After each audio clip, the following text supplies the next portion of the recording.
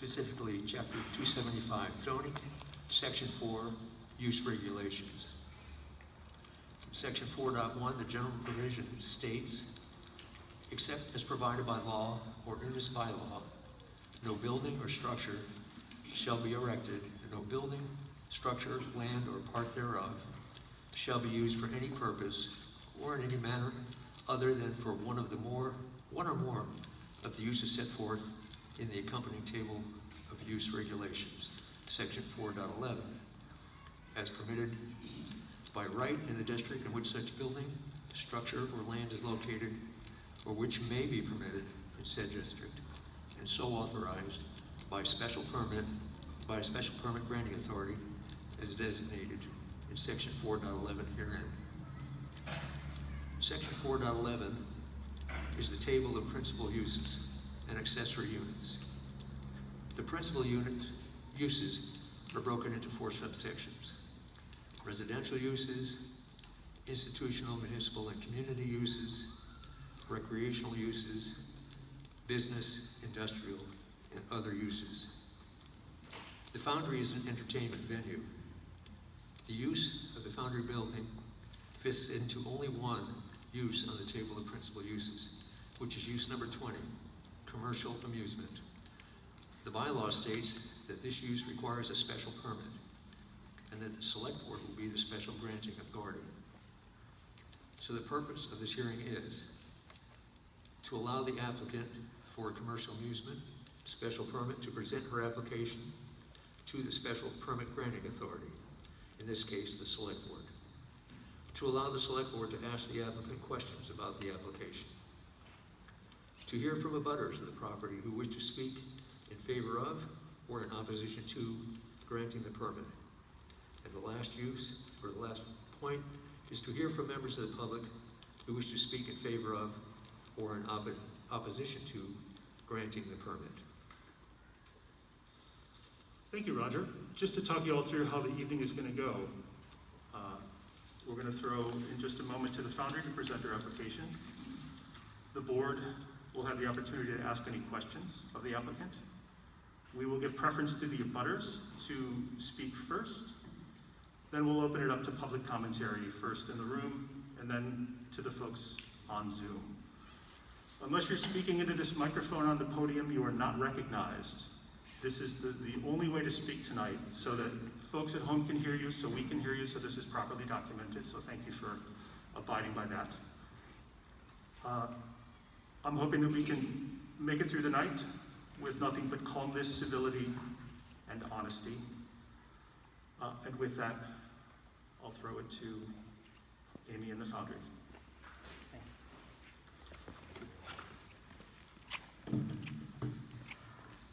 Good evening, members of the board. My name is Jeff Scrimo. I'm an attorney for the Foundry and Amy Brentano. Amy had asked if she could give a few words, and then I will walk you through our presentation for the application for a special permit. Thank you. Thanks, Jeff. Oh, I can't see. Hello, everyone. In January of 2019, I purchased 2 Harris Street with the intention of creating a multidisciplinary performing arts venue that would provide a platform for often unheard voices, offer space to community-based organizations, and bring joy to audiences with diverse, unique programming at an accessible cost. A first-time commercial building owner, I relied heavily on the town administration to guide me regarding the permitting that was necessary. I worked with the building inspector for the permitting I needed for the change of use. We turned the then sculpture studio into a black box theater. And then the then town administrator for any other permitting required. At that time, no one in the town administration informed me of the special permit required for my business. I accepted it as truth when I was told I had submitted all the necessary documents and permitting applications to start Foundry West Stockbridge LLC that we launched in March of 2019. Our first year in business was met with much support, sold out audiences, and great press welcoming us and the arts community in the town and the Berkshires at large. We immediately participated in meetings for the West Stockbridge Village Association, agreed to continue donating the land for the farmers market and the visitor center, and enjoyed residents and visitors' use of our patio and the Foundry Green on that side of our property. We also continued allowed use of our private road, known to some as the Harris Street Extension, to the public and abutting businesses and residents without quarrel, continuing a tradition of the building's previous owner. Almost 1 year to the date we opened for the public, we were closed to the public on site by the pandemic. As a matter of fact, we took the initiative to close prior to other arts institutions and the state mandate, feeling responsible to the public health of our community. During our first year, even during our on-site closure, we continued to support and promote all the other businesses in West Stockbridge. We tried to buy locally every chance we get, including gifts, hardware, food, and more. Community collaboration and cross-promotion is integral to the business plan of the Foundry, bringing commerce to the town, spreading the word about the quality offerings in what some describe as a tucked-away gem of a village with a rich history, has been a priority and one of the many reasons we chose this property to launch this venture. I'm going to read the following letter to you as documentation of our support of neighboring and town businesses in West Stockbridge, and to dispel the false notion that we ever have had any intention of injuring or shutting down another business.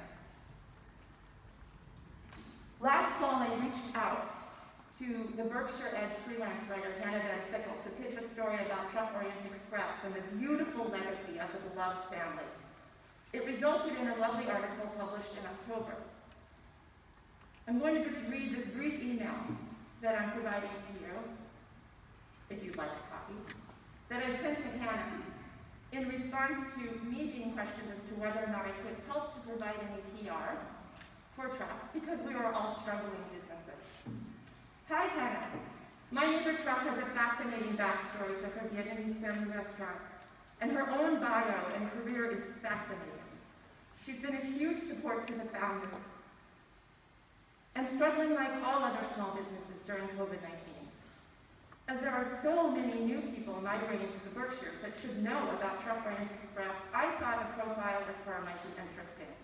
The quality and authenticity of the food is unsurpassed in the Berkshires, and the inspiring story of her family's immigration and how beloved they are by this community is uplifting.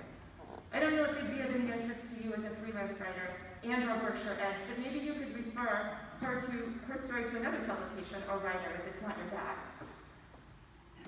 I told her you'd written the best piece to date about the Foundry, and that I had read a good bit of your writing, and am blown away.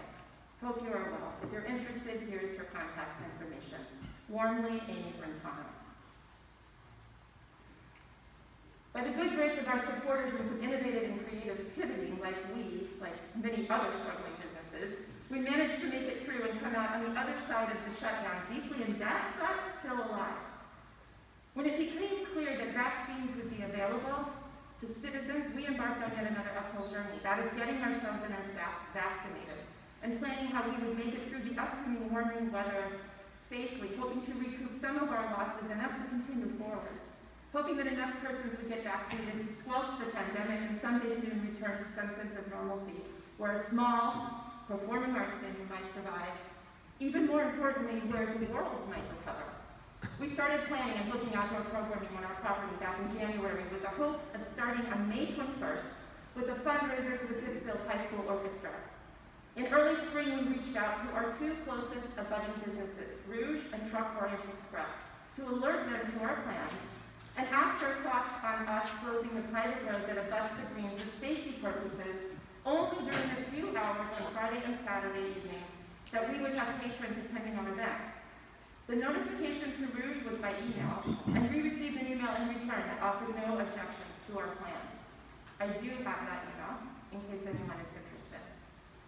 The notification to our neighbor Truck Orient Express, however, was by an outdoor in-person conversation with no written documentation of the conversation, just a neighborly dialogue where I laid out our plans, and I understood at that time that Truck would not be opening for indoor dining or on-site dining, but the truck would continue the takeout business that we promoted and took advantage of ourselves through the shutdown.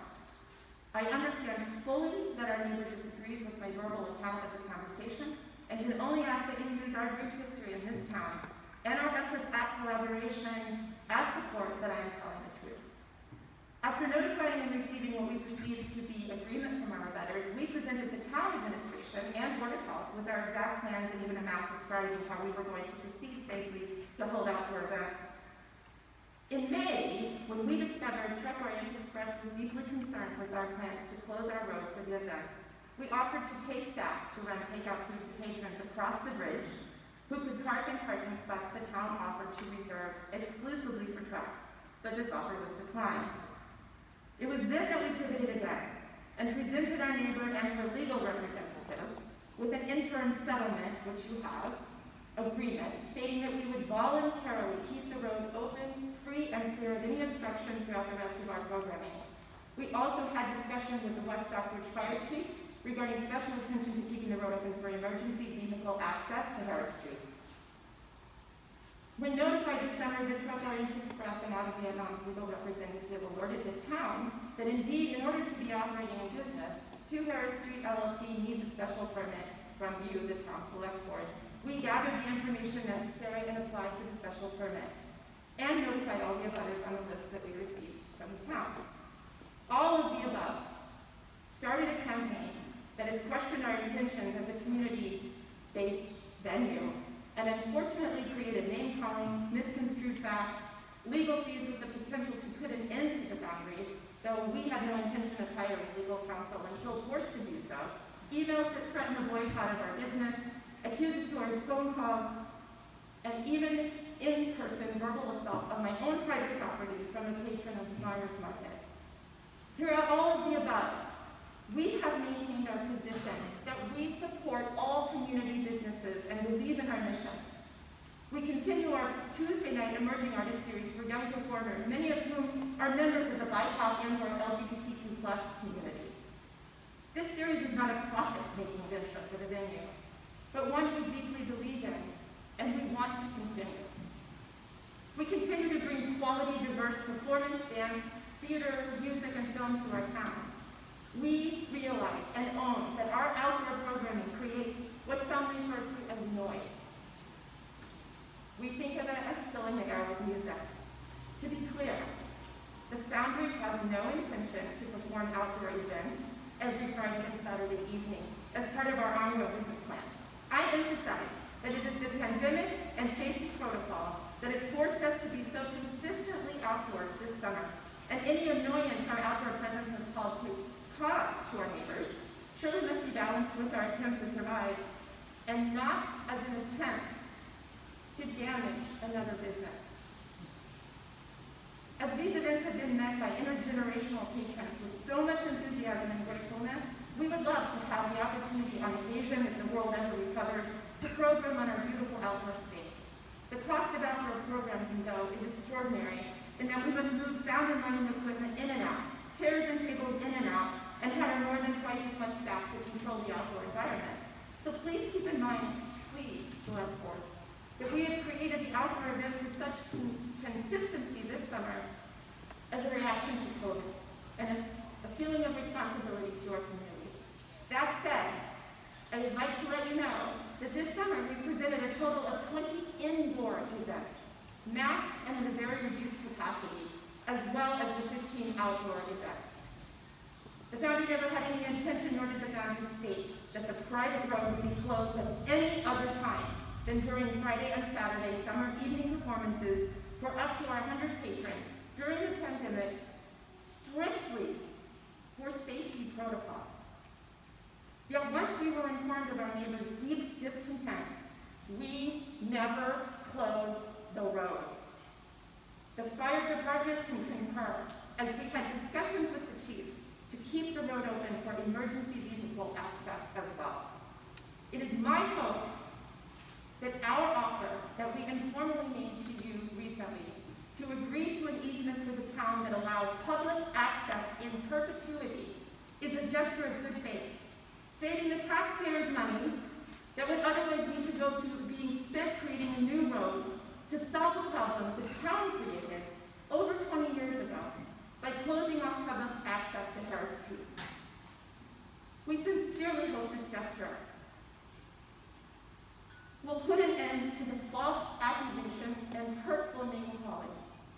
The Foundry does not, nor never has had any intention of attempting to close down any business. To the contrary, the venue was promoted in person, online, and by referring by word of mouth our patrons to Truck Orient Express since inhabiting 2 Harris Street in 2019. All of the abutting businesses to the Foundry in West Stockbridge certainly have the opportunity to take advantage of the up to 200 patrons a week that we attract. Patrons who are hungry and eager to spend dollars on food and retail. In conclusion, sorry for the length, but not really, my business is on the line. It is my understanding that one of the most important requirements of being issued a special permit to be in business by a town select board is whether or not a community finds value in that business. Having the advantage of already being in business for 2 years, we can present our application to you not just from our point of view, but from those, testing? You have the most power somehow here. I can speak loudly. It could, remember you said that think you plug? hit the plugs. Oh, no, I, geez, doesn't take much, sorry. Uh-oh. Trying to be so careful. Okay. You know what, I'm just, It did go on for a second. I'm gonna just put it over there. Right, hold on. Wait.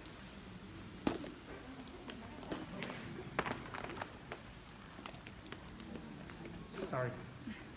Okay, Get back on. there we are. So having the advantage of already being in business for 2 years, we can present our application to you not just from our point of view, but from those of the letter writers who submitted to the town in support of our venue. These include 10 West Stockbridge businesses, 30 West Stockbridge residents, an array of 34 diverse artists from close by and all over the world who have performed and are shown at the venue, and 67 other members of Berkshire County and beyond. These letters, as I understand it, are available to the public to see at Town Hall for anyone interested. Is that true? Sure. Okay, they're on record. Thank you so much for your consideration of our special permit application.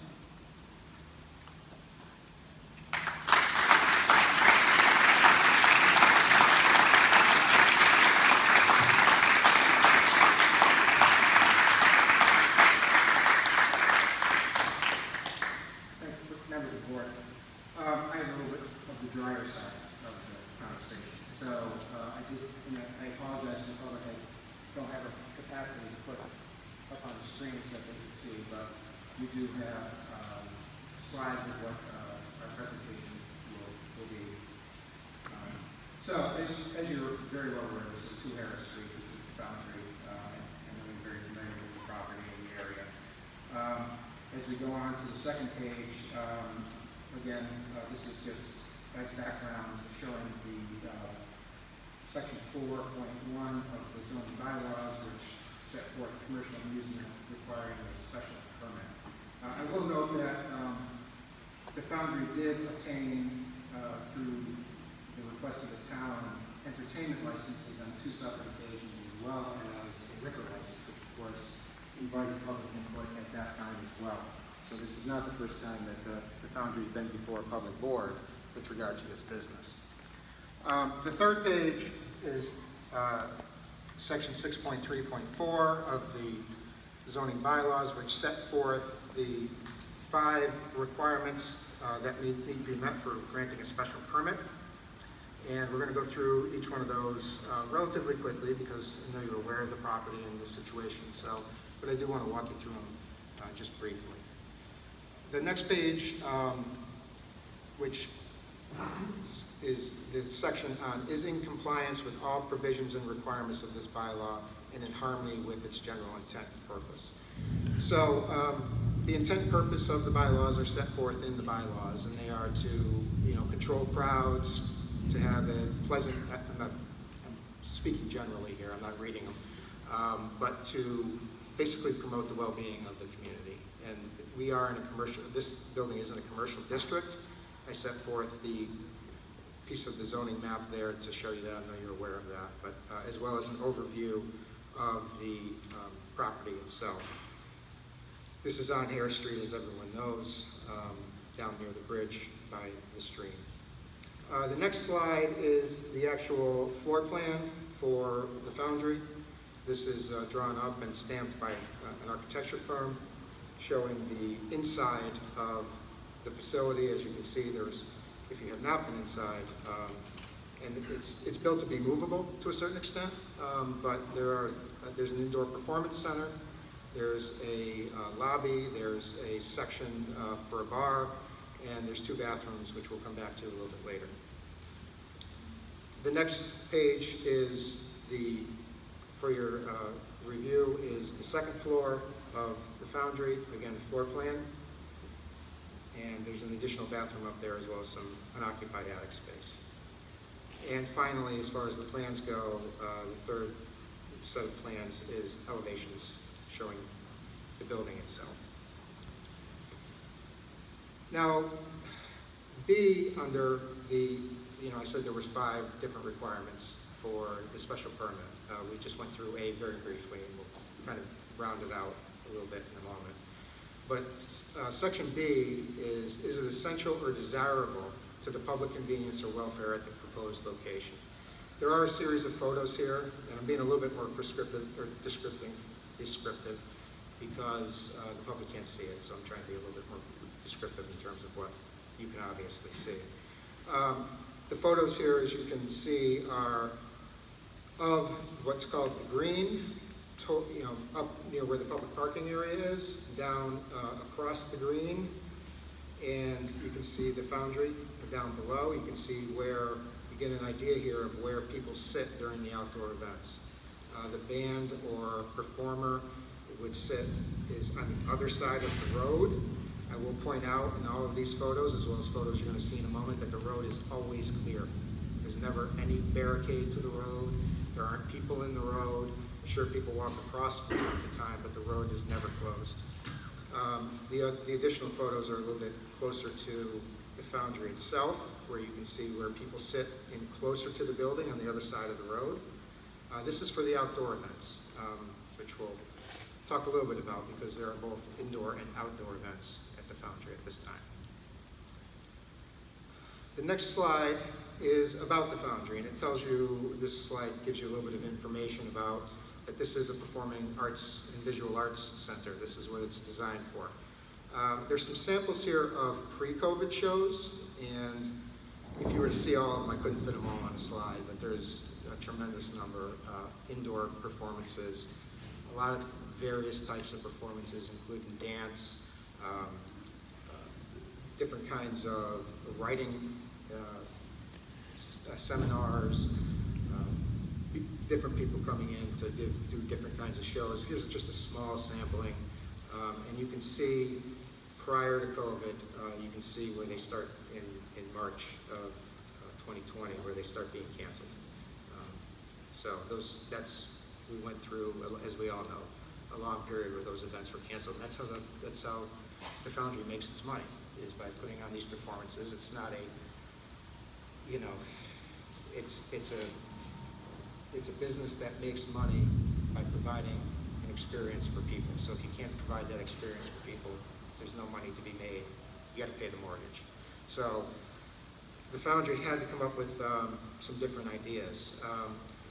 One other thing that's in the Foundry, you'll see in the next slide, is there is a gallery that's displaying jewelry. So that gallery is named Sala. There's some examples there of the various types of jewelry that Sala makes and sells out of that building. The next slide, which you may or may not have seen before, is the COVID adaptation plan. So the Foundry, when COVID hit, as Amy described to you, had to find a way to survive.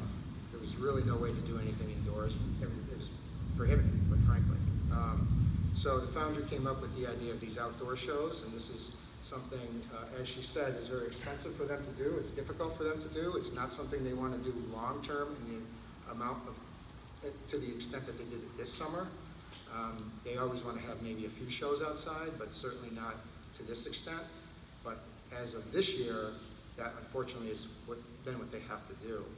And you can see this COVID adaptation plan, essentially, which was presented to the town, sets forth kind of a small map of the outdoor performance center, or where the performances would occur, as well as the COVID-19 policy.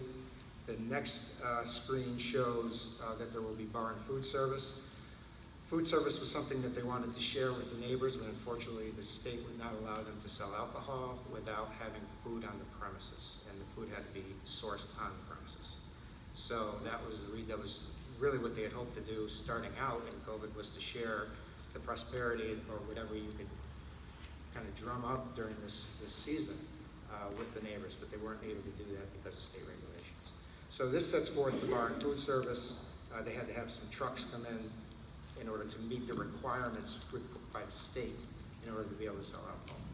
So this slide describes, what that bar and food service would entail. Now, the next two elements for the issuance of a special permit, I'm going to kind of lump together, or three really, because I think they're all kind of intertwined. C says that the activity will not be detrimental to adjacent uses or the established or future character of the neighborhood. And D says the activity will not create undue traffic congestion or unduly impair pedestrian safety. Now, I see this as three different issues for the board to consider. One is the sound issue. The other is parking. And the third is the road. Okay? Going to the next slide, I'd like to address the sound first. There are no standards set by the bylaws for the downtown commercial district. There just isn't.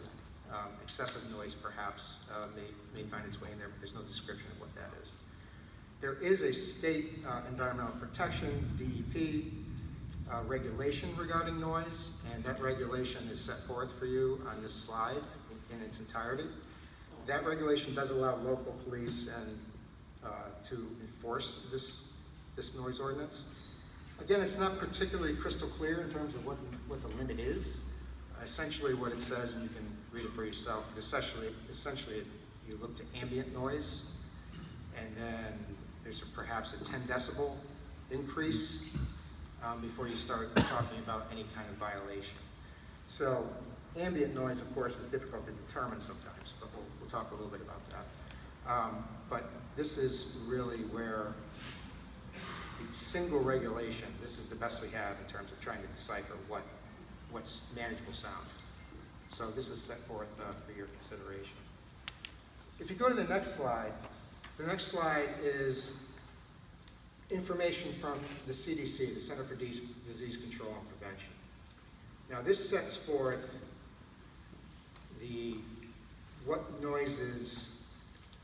decibels noises really you can consider.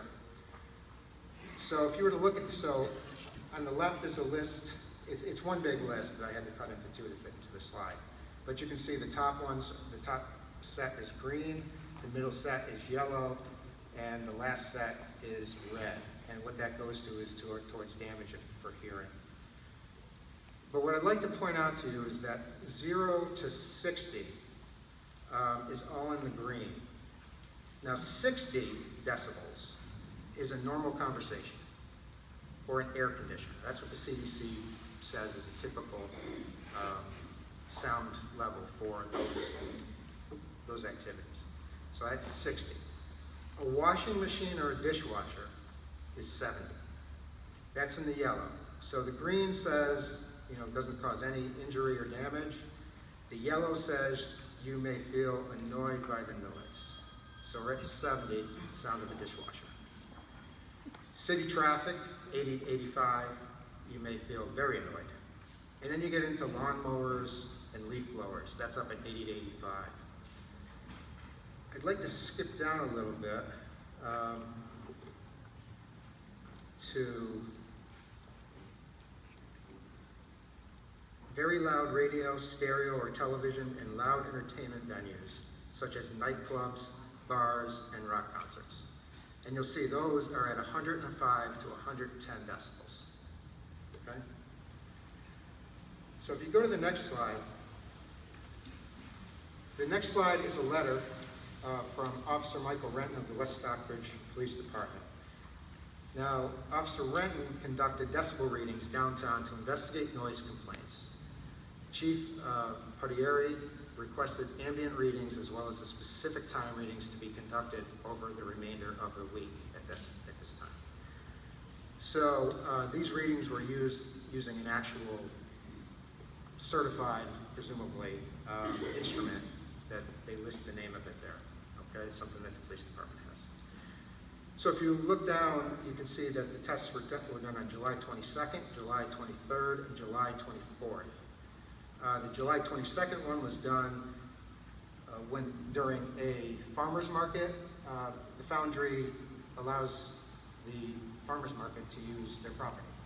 They don't make any money off that. They just allow the farmer's market to do that to benefit the town and the people of the town.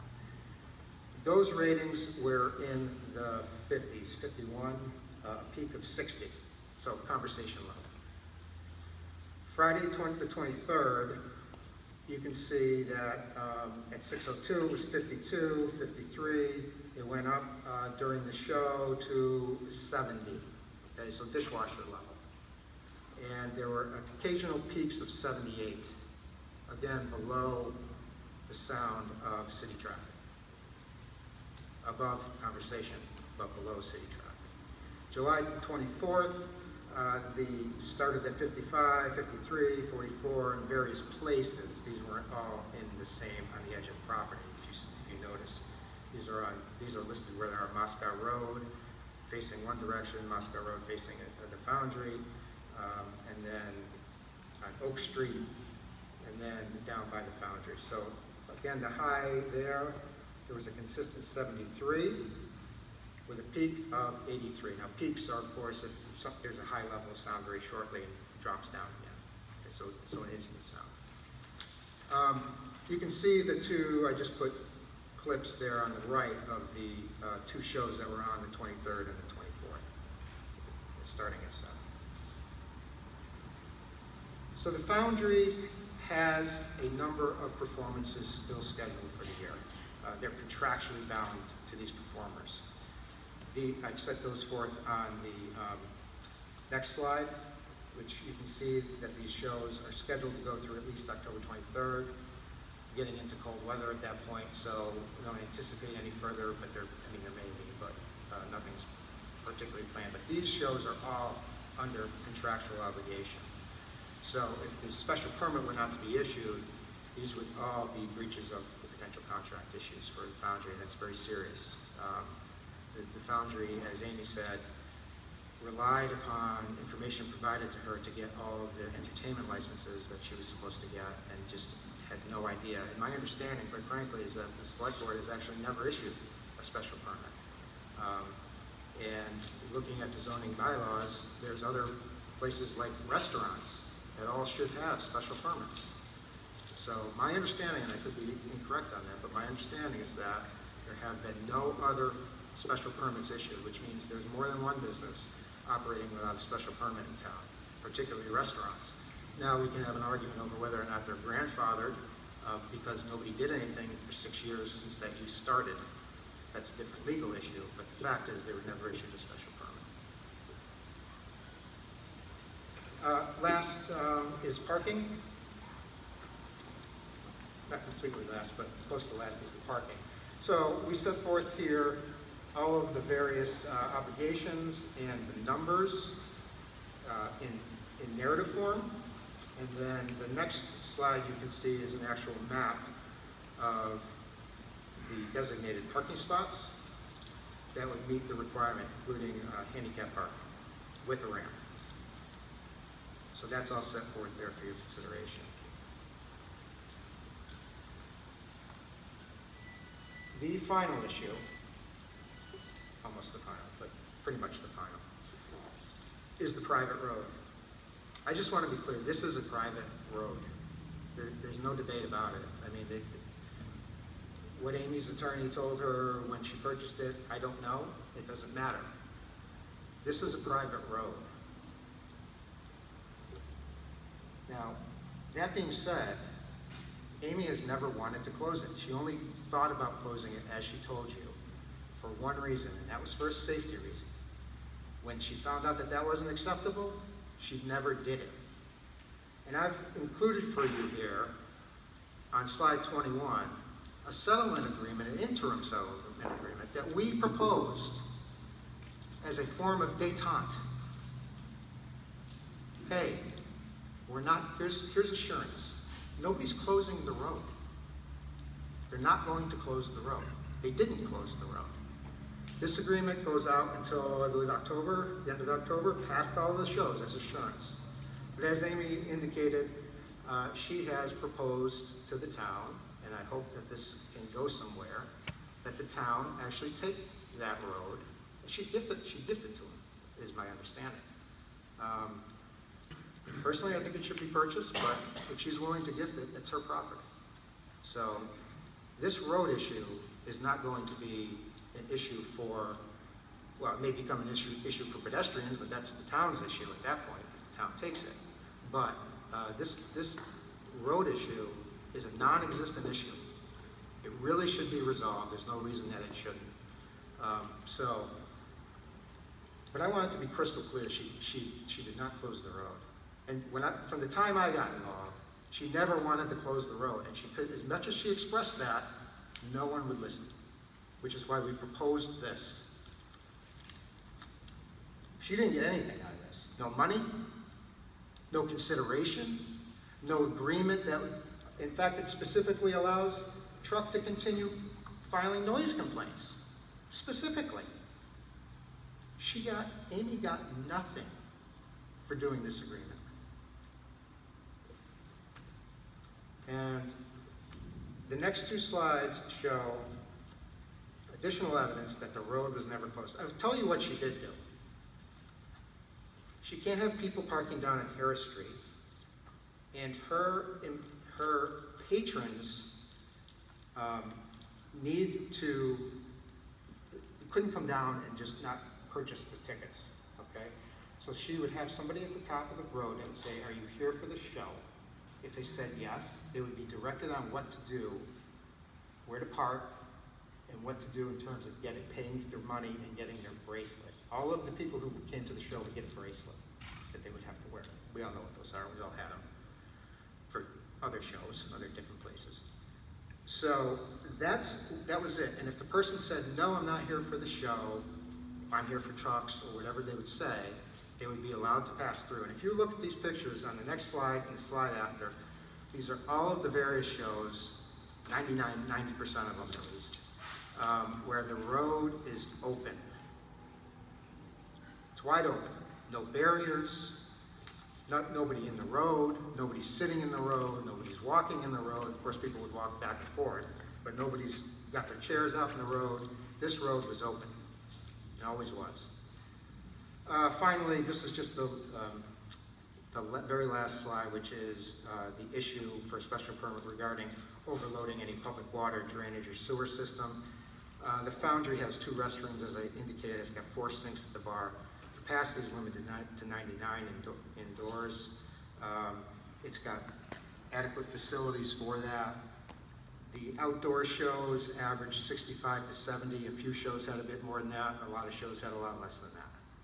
So this is not something that's going to overtax the sewage system.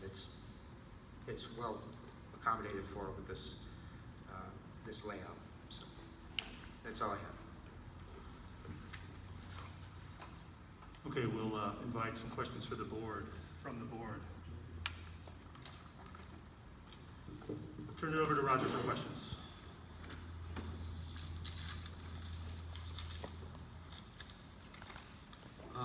You made a statement that about the board has never issued other special permits. So therefore, there may be other businesses in town that are operating with other special permit. I'm interested in how you think that's pertinent. to this hearing? I think it's pertinent in the sense that, to the extent that there's a complaint that Foundry didn't do it, they're not the first ones. And I think it's important that, in the sense that this was not intentional, they've been operating for close to 2 years or 2 years. So I think it's pertinent in the sense to show that this was not an intentional act on her part. This was on Amy's part. This was something, she did everything that she believed she had to do, and she was approved with public hearing. Would you agree with what I seem to read everywhere I look, that the ultimate responsibility for pulling all permits belongs to the property owner? Of course. So the fact that we've heard several times that Amy relied on information being provided by the town administration, and whether that information was complete or not, the ultimate responsibility belongs to the property owner. I of course agree with that. And Amy does too, which I think she said, that she understands she was a first-time business owner. She relied in a way that she shouldn't have, and that was a decision that she made. I mean, she was first time, so. The presentation you made was, on noise. What conclusion would you like us to draw from your remarks about noise Well, as it relates to, well, I know there's maybe a quarrel over the word noise, but I'm going to use the word noise. So, Well, I think the issue is the board certainly has the authority to put conditions on a special permit. So if there were to be conditions placed on a special permit, I think it's important to understand what, if there was one on sound, I think it's important to understand what the legal requirement is, to the extent we can decipher it from what we have from the DEP. And consideration of the other sounds that are out there. So, you know, when conversations at 60, a loud rock band is at 100, and rock concert, that's a concert is something a little bit different. But that's over in hundreds. You know, where is that number? And I guess that's something to be worked through. But the readings that we have from the police were 70s with a spike of 80. So I guess what I'm asking you to consider is the fact that these sounds are not off the chart. They're not even equivalent to a nightclub. equivalent to what, I'm sorry? A nightclub. Okay, thank you. Dennis? All right, Kathleen? I have a couple of questions. I'm looking at the interim settlement agreement, and I'm not seeing a date. Can you confirm? If it's not on there, I know it's at the very end of October, and I know Attorney Greenwell can speak to that too. But The end of October for For the sound. maintaining the road as for open. leaving the road open, but I would tell you that there's no intention of closing it. This was a interim agreement. But David, what was the start date? I apologize, I have to look back on that. And one other thing I'd like to have clarified, you mentioned that there has been an offer made by the Foundry to gift the road to the town. Can you just qualify the difference between gifting an easement and purchase? Sure. So I think Amy is open to a number of, and I don't want to be improper, but we did mention it. So I think Amy is open to a number of ideas. One, that the town purchase the property along with the road along with the green, if they want it. That may be a more difficult way to go for the town. I don't know, because it's obviously a fair market value type of thing. She's open to the town purchasing an easement in perpetuity, so an easement that lasts forever, essentially. Or she's open to, which I think is obviously the best option for the town, gifting an easement in perpetuity to the town. So that means public access in perpetuity for free, essentially. Now, the town would obviously, as part of an easement, I would assume that the town would ultimately, continue with maintenance, upkeep, that sort of thing, because now it's part of an easement agreement, but that's something that would have to be worked out. That's really all my questions at the moment. Thank you. And I don't think I have any. I came in wanting to make sure that we covered well access, sound, and parking, and you've done a wonderful job outlining those. Thank you. So thank you very much. Thank you. We'll open the conversation up to abutters now, and I will throw to Mr. Greenwald and Truck to go first.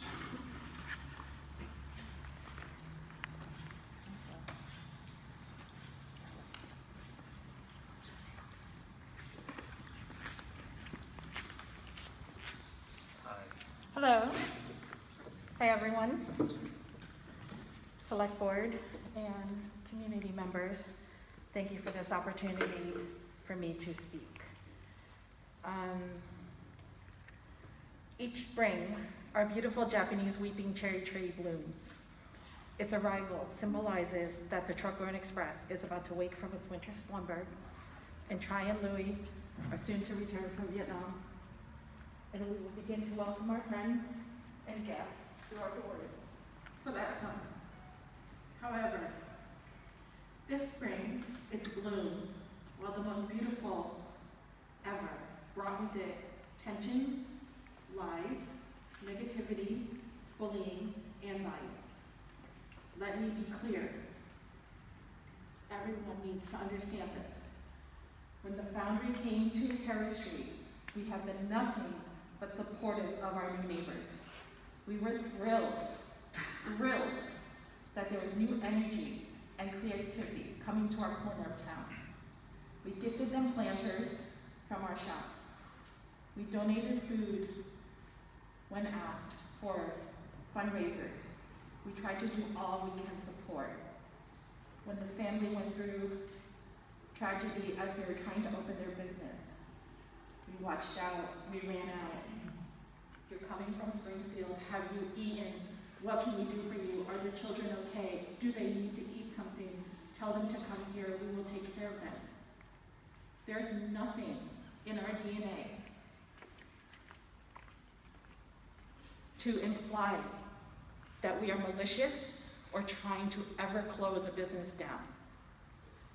We did not complain about the noise last year, which was impacting us.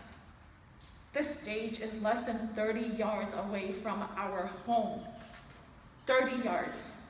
But since we were all struggling through an economically crippling and deadly pandemic, it was the right thing to do as a good neighbor, to just accept it.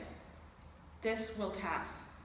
We wrote it out, tried not to make waves, and prayed that our town remained safe and we would all get through this together.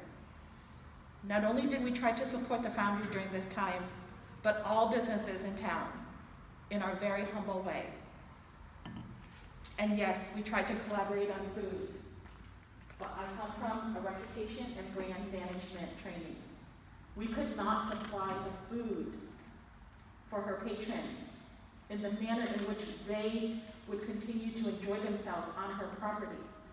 It was better to walk away from that potential business than to have someone walk away from Amy's experience saying, we're never going there again. We were drinking and they said they could serve food and they just couldn't do it.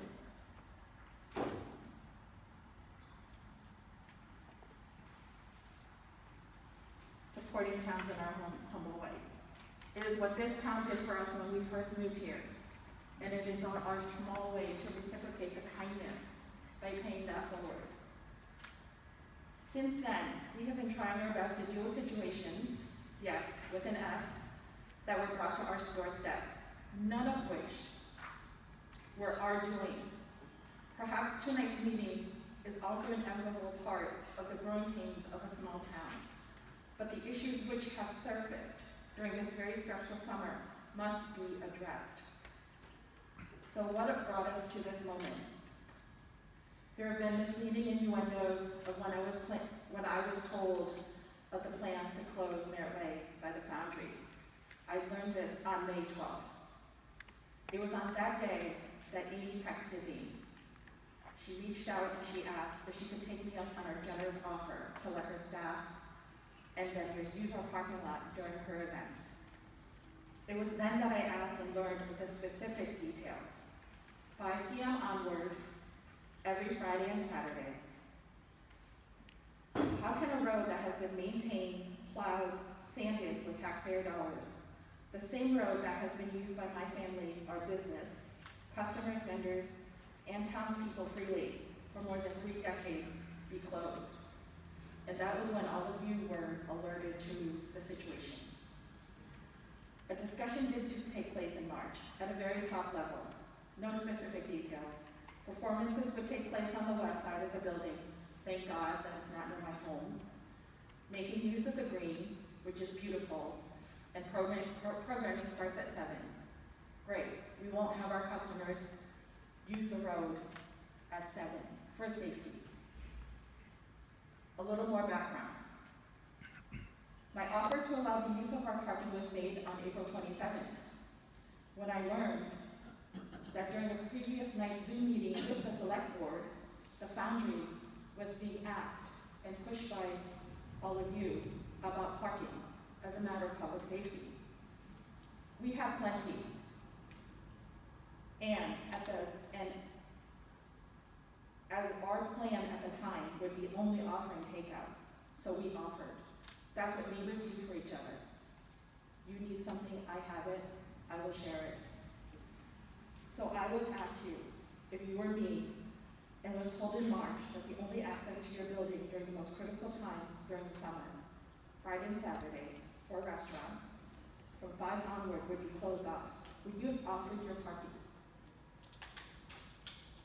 Everyone received letters, PowerPoints, charts, but the business that would have the most direct impact was just told. Okay. Because we would not accept that. No business would accept that. We haven't been in business for more than 4 decades, and we do not survive without planning. The nature of any successful restaurant is mise en place. Everything in its place. It's all about planning, planning, planning. I talked all winter about opening. All winter about opening. Somehow, during an April 26th Zoom call, Amy told you Trucks is closed this summer. Then I read in various documents through public records, Truck is doing pop-up, Truck is publicly closed. This is throughout the summer. So word does get out, and I'm sure people stop calling. We don't wait until the last minute to address issues which would harm our business. We've worked 40 years to get here. We are planners and problem solvers. So do you think, or to continue to claim that I was told, and I did nothing with this information until 2 days, until I was planning to open the season, is ludicrous. Sadly, you knew about this. She told you on the 12th, on a Zoom call. None of you called to alert me, to check in, to see if I was okay with this plan.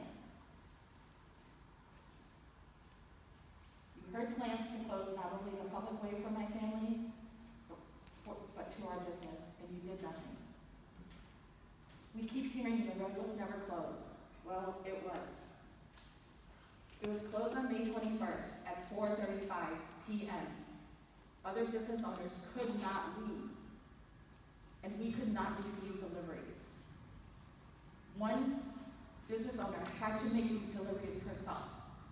80-pound woman, soaking wet, carrying our deliveries from Main Street to our restaurant multiple times. And by the way, all these people, they are residents of this town. The current West Stockbridge Select Board are the heirs to right and wrong decisions of the past.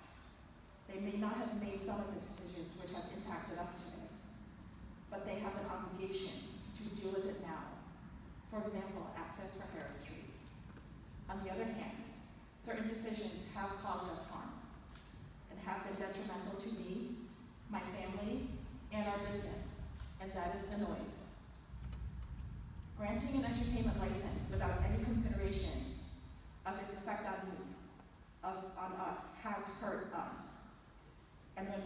sought relief and help from those with authority to enforce such violations. We learned that they were told by this board only to log complaints, do not enforce. We have been complaining since June 29th, decibel measurements and countless video files. Last year, when a white male resident complained, provisions were quickly made to accommodate his complaints to ensure no further disruptions were made to his peace and quiet, and rightfully so. We all have a right to enjoy our homes in peace and without noise nuisances. Yet, when we complain, we are met with questions such as, what are the measuring decibels you're logging? What's your calibration? Do you know you have to measure at an A frequency? What's your location of these measurements? We are being impacted the most, directly, and screaming for help, only to have those who are in the position to alleviate this harm and stress and impact on us, to choose to hide behind town council's interpretation of noise. And she didn't cite a single law to back it up. It was just her interpretation. West Stockbridge Noise Ordinance, nuisances prohibited, code CH 275, zoning CH 275, use regulations. Any use of land, building, structures, which creates excessive and questionable noise, fumes, odors, dust, electrical interference, or undue traffic shall be prohibited in all districts. But doesn't matter what district I live in. I am a resident. It is my home. And so we continue to suffer at the hands of those who choose not to take accountability for their decisions when the issue was raised. Some background. The Foundry was granted an entertainment license on October 23rd, 2020. I believe for their 2020 season, which was after the fact, and you can correct me if I read that wrong. And again, another vote was taken on November 7th for another license for the 2021 season. This was done without consideration for budding businesses or families. And by the way, the entertainment license does state that it can be modified or revoked if complaints are received by the police department regarding excessive noise. Kathleen, you specifically stated in the minutes of the 23rd, you're okay approving it, as long as the Foundry is willing to work with neighbors to address issues that may arise. None of that has happened. What has happened is that the noise levels, which have been registered throughout various parts of our business, inside and out, and home property, at times have exceeded 75 decibels and have been well past the 8:45 p.m. any time, a time which Amy claimed when all programming ends, as she told the public at last week's Zoning Board of Appeals hearing. One program, a set with police sirens and bass, reverberated through our home at more than 75 decibels and went on until 9:25. There have been others. We have a reel to share. We have been taking measurements throughout the summer. Yes, I am by myself in the kitchen and like a crazy person. I'm trying to fill orders and I'm running to take measurements because it's the only way I can show you proof that it is impacting me with video proof. We do not say that all programs have impacted us. Acoustic sessions, indoor plays, we celebrate everything. We celebrate all. We love all music. I love AC/DC, but not 30 yards from my home. At 9:30, amplified speakers, outdoors, and even the one indoors was well past acceptable levels. Friday's concert measured 72 decibels in our dining room, and 2 of you, respectfully speaking, were there. Some customers will not dine on our deck because of the noise. Others have picked up takeout and have expressed concern for how this will impact our business when we do open for dine-in. Others have dined and dashed before it starts. Not the experience we worked all these years to provide. So this is a very legitimate concern. It's 30 yards from our home. home. Would this be acceptable to anybody sitting in this hearing or on Zoom? Yet we have sought relief from this assault all summer with none. Are we expected to continue to endure this? We have endured it all summer. Isn't that enough? We have lived here. My mom, who has worked all her life and has earned a peaceful retirement, lives here. How does one quantify the damage that the inaction of this board has caused my family and our business, and may cause our business if permit is granted, if conditions are not set, to ensure that it will not be a detriment to adjacent users? Noise, parking issues, crowd control, liquor license violations, patrons walking with liquor onto our private property, taking their drinks onto town property, smoking cannabis. Yes, everyone smokes cannabis now, but if you control your liquor and your business, it will not be on town property.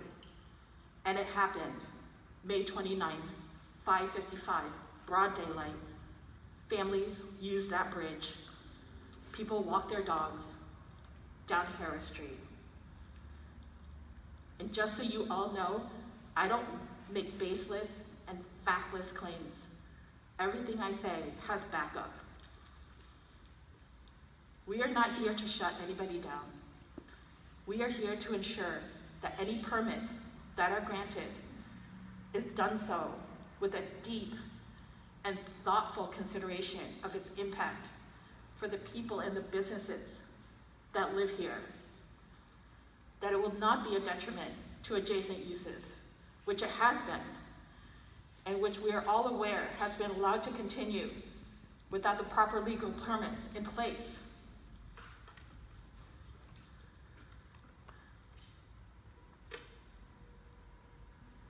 We are grateful for all of our blessings, many of which would not have been possible without the love and support from this wonderful town and the broader Berkshire's community.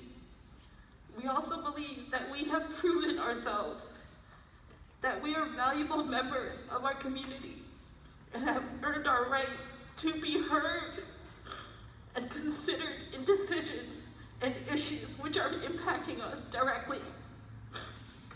We want to see everyone succeed.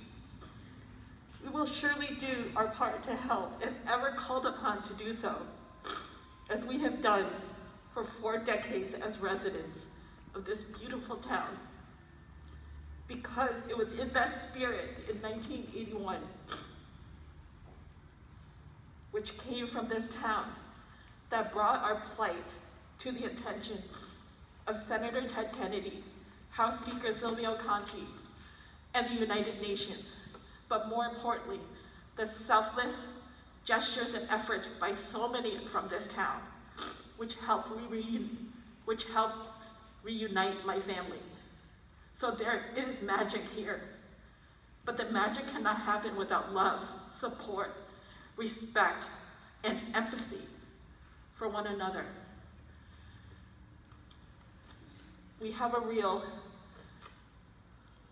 of the noise, of the measurements that we have taken to share with the board.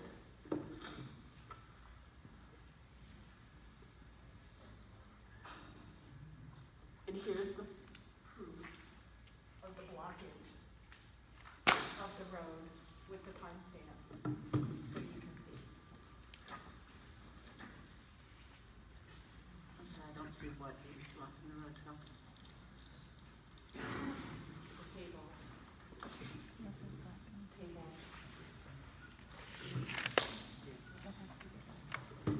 So that's not passable? No.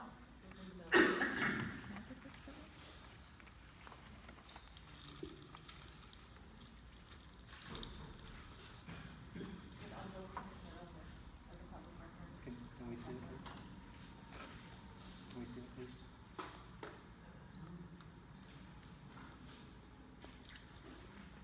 I can send it to you.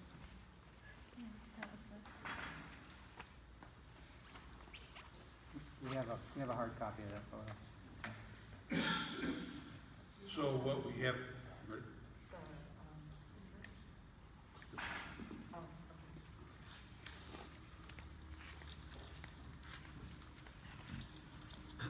we have here a reel of some sounds, measurements. It'll be clear from the video. Unfortunately, they're portrait. And, it'll be a little. We have a. We'll give you a digital copy of this so you can look at it and leave. I will say that all these measurements and videos were taken from the New Yen property, either 1 Harris or 3 Harris, none of them from off the property. Now, if I can get this going without embarrassing myself. Mitch,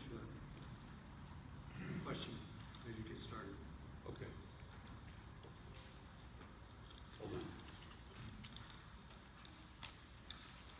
These recordings Yeah. were taken inside or outside the buildings? Some inside, some outside. Thank you. Some inside, some outside, some on the deck, different places. And as you can see here, and maybe you'll be able to see better if you look at the digital copy we give you later.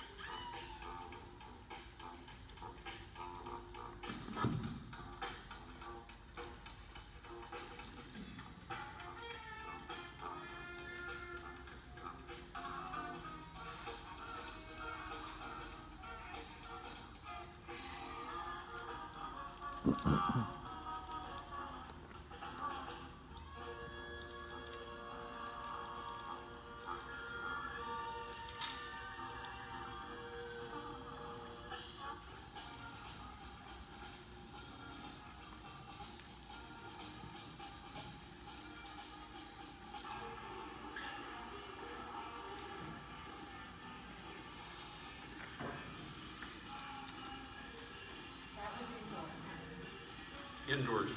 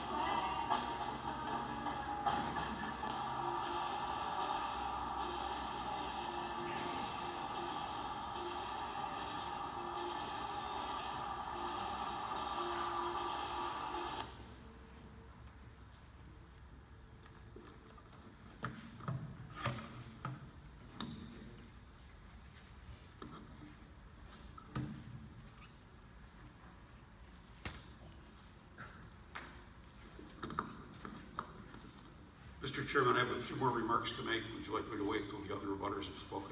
No, please, let's Do it now. let you have your time, and if you don't mind, just pull that mic down to face directly toward your mouth. This way? That'll do.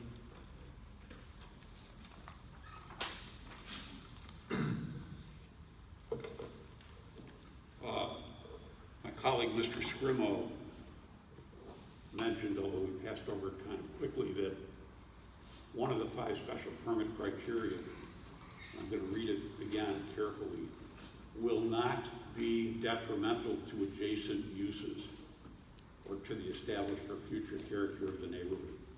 Doesn't say will not be highly detrimental, doesn't say will not be grossly detrimental, doesn't say any modifier of detrimental, it says detrimental.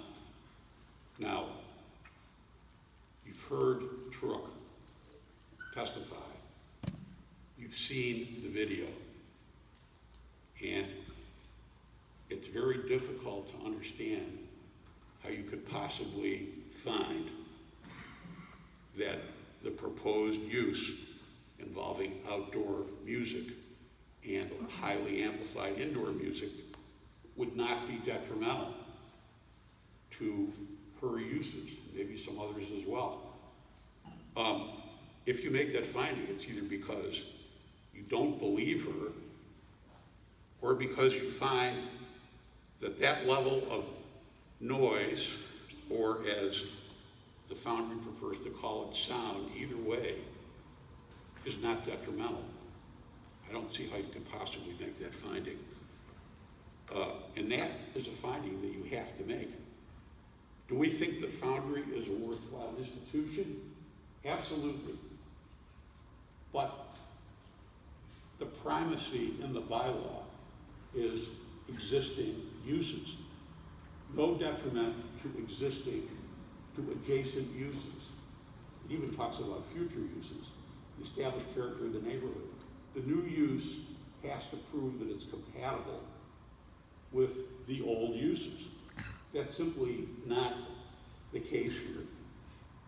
A few other points.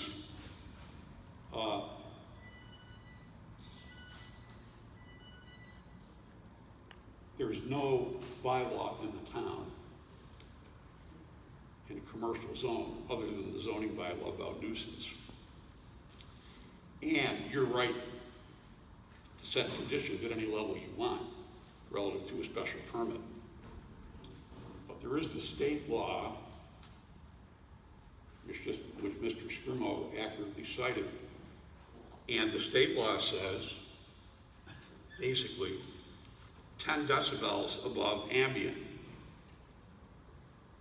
So when we look at the officer's report,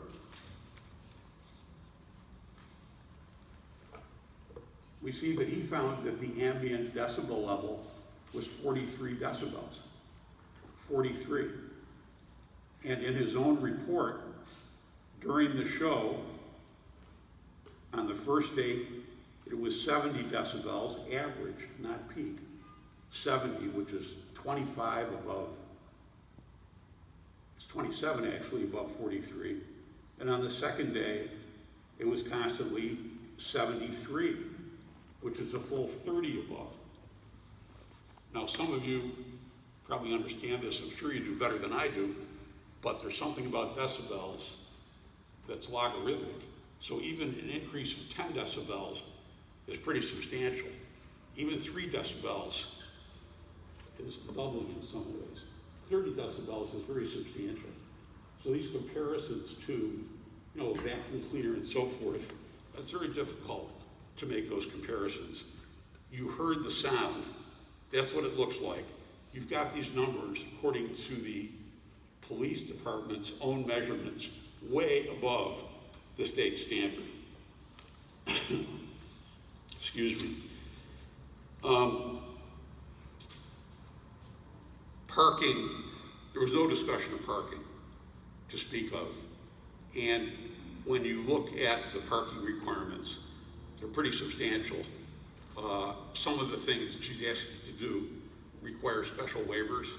There was no discussion about that, special waivers for you. Some of them require paperwork from people with whom there would be shared parking, which are supposed to be submitted in advance. It's not supposed to be on spec. The bylaw was specifically written that way for a reason, and we don't have it. And they specifically say we'll submit it if we need it. Finally, the road. I don't want to get into the legal argument. You know, it's a private road, it's not a private road. There's been use of that road for close to 40 years. You know, we believe that establishes a prescriptive easement. Excuse me. We asked the Foundry people a couple weeks ago, one final time, would give us permanent easement over the road. They declined to do so. Within the last week, we filed suit in land court against the Foundry parties, not to give us an easement, but to declare that that easement already exists, that prescriptive easement already exists. We had to do that. Still another expense we've needed to go to because of, you know, non-cooperation or whatever you want to call it. And in that respect, I think you may remember, for some of you, last week at the ZBA, it was stated by Foundry that they would, last summer, if they knew there were a noise problem, they would have addressed it. But this summer, they knew very well that there was a noise problem. We were all over it, and they didn't address it. These noise levels that we see here are from the whole summer when it didn't get addressed. So I think unless you can attach conditions that satisfy the Nguyen's needs, which we have some very specific ideas about, we urge you to deny the special permit. Thank you. Can I ask you one question? Sure. Before you split? It sounds like the access thing is fairly worked out. We'll cover that later. Sound is that issue that everyone seems to have a different opinion about numbers, and I just want to ask point blank, just hypothetically, is there a decibel limit or a specification for that that would make you and your client satisfied about the noise limitations in such a permit? We think it's very difficult to regulate it at all. We prefer that all performances be inside and that ideally they be acoustic. But if there are any situations where amplified music is acceptable, you know, the state limit, 10 over ambient, would be something we could talk about. This is something that this board has sneered at, if I may say so, in the past, inappropriately. I'd like to check that. We set about in meetings in December of the before times, before the pandemic, to research and retool our noise bylaw to be more comprehensive. So noise bylaws and having a more precise and strong bylaw is something that we've been researching as a board for a little while. So it isn't something that we're blind to. It's something that, with respect, whatever the future of legislation is going to be, it's something that did not help the Nguyens this summer. It didn't help them when they started complaining because it wasn't in effect yet. And we were told, we were discouraged from pursuing noise complaints in various different ways, which have caused a lot of hardship to my client. So I applaud whatever efforts the board is making to clarify the sound situation. But the idea, to be honest, that this should be resolved legislatively, first of all, it won't help my client right now. It's not what's before you. Secondly, the idea that we should look, West Stockbridge is a particular town. It's a small town. The downtown has a particular character. Any noise bylaw should reflect the character of the downtown, not the character of Amherst, Worcester, Boston, or any place else.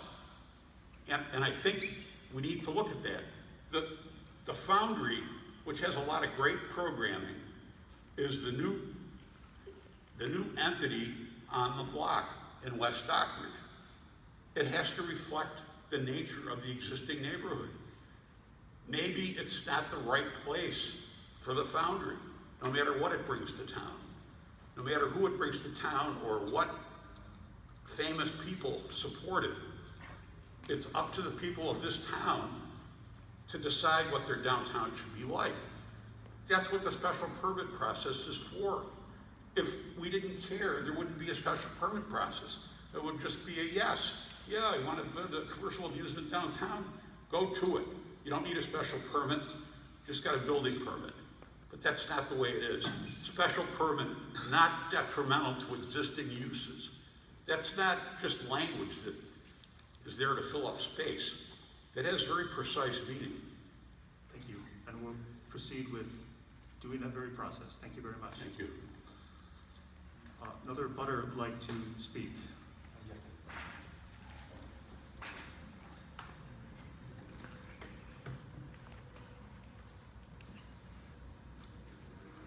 Good evening to the board. Good evening to the board. Pull that up. Yep. My name is Aaron Du Bois. I am counsel for Maggie Morell at Rouge Bistro and Road Wines and a butter at 3 and 5 Center Street.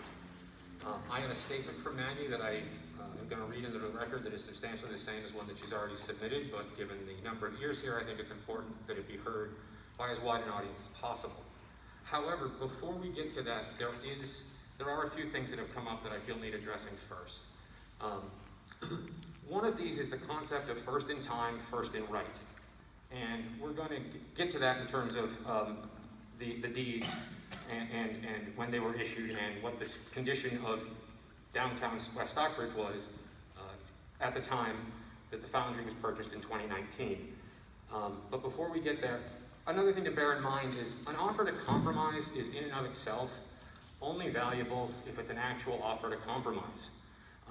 The midpoint between the arsonist and the firefighter is not that the arsonist gets to light things on fire 3 days a week and the fireman gets to put it out 4 days a week. There is a difference. All right, and as part of that, consider the following. What if Truck had proposed closing the private drive, which we'll get into why it isn't, just south of the Center Street easements, which is the turn-in that allows for deliveries to 1, 3, and 5 Center Street, and said, instead, why don't we just route all that traffic through the neighborhood and down the paved driveways in the past, around back. That way, I can have access to my deeded parking rights, which she has deeded parking rights based on her 1982 deed to both sides, north and south of Harris Street. And the reason no one would think of that as a fair offer to compromise is because it isn't an offer to compromise. So far, what we've heard is the word compromise misapplied quite a few times. And I do think that does bear some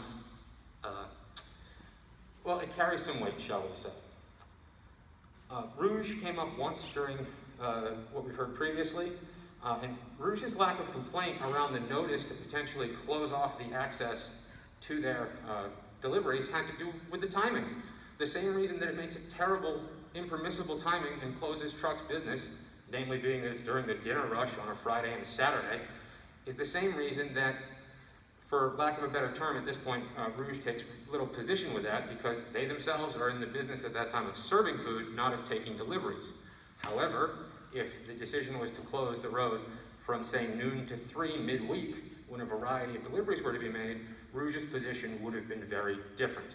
Do not take the fact that Maggie didn't say no at the time as some sort of acquiescence to the situation, particularly as it has gotten worse.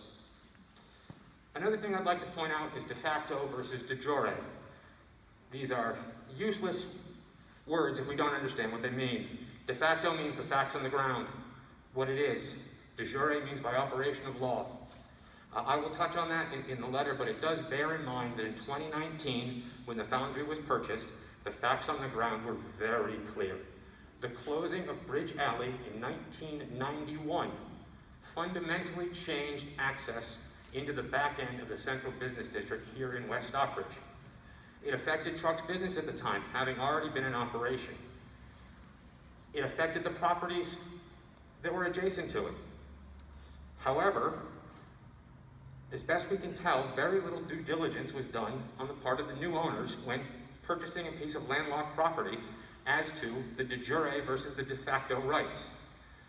Previous iterations of this town select board, as far back as 2006, publicly acknowledged that, and I quote, "I, Tina Scorpitt Cooper, duly elected town clerk of the town of West Stockbridge, do hereby certify that the, quote, 15-foot wide bituminous concrete drive," lovely 19th century word that means asphalt road, "shown on the survey entitled Plan of Land Surveyed for Edward and Judy Merritt, West Stockbridge, Massachusetts, by SK Design Group, and dated October 4th, 1994, recorded duly October 14th, 1994, plat file H-57, is used and maintained as a public way."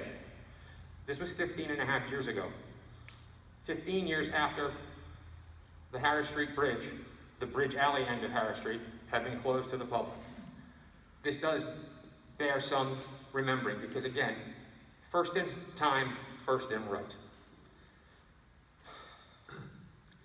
So now I would like to read in a statement from Ms. Morrell.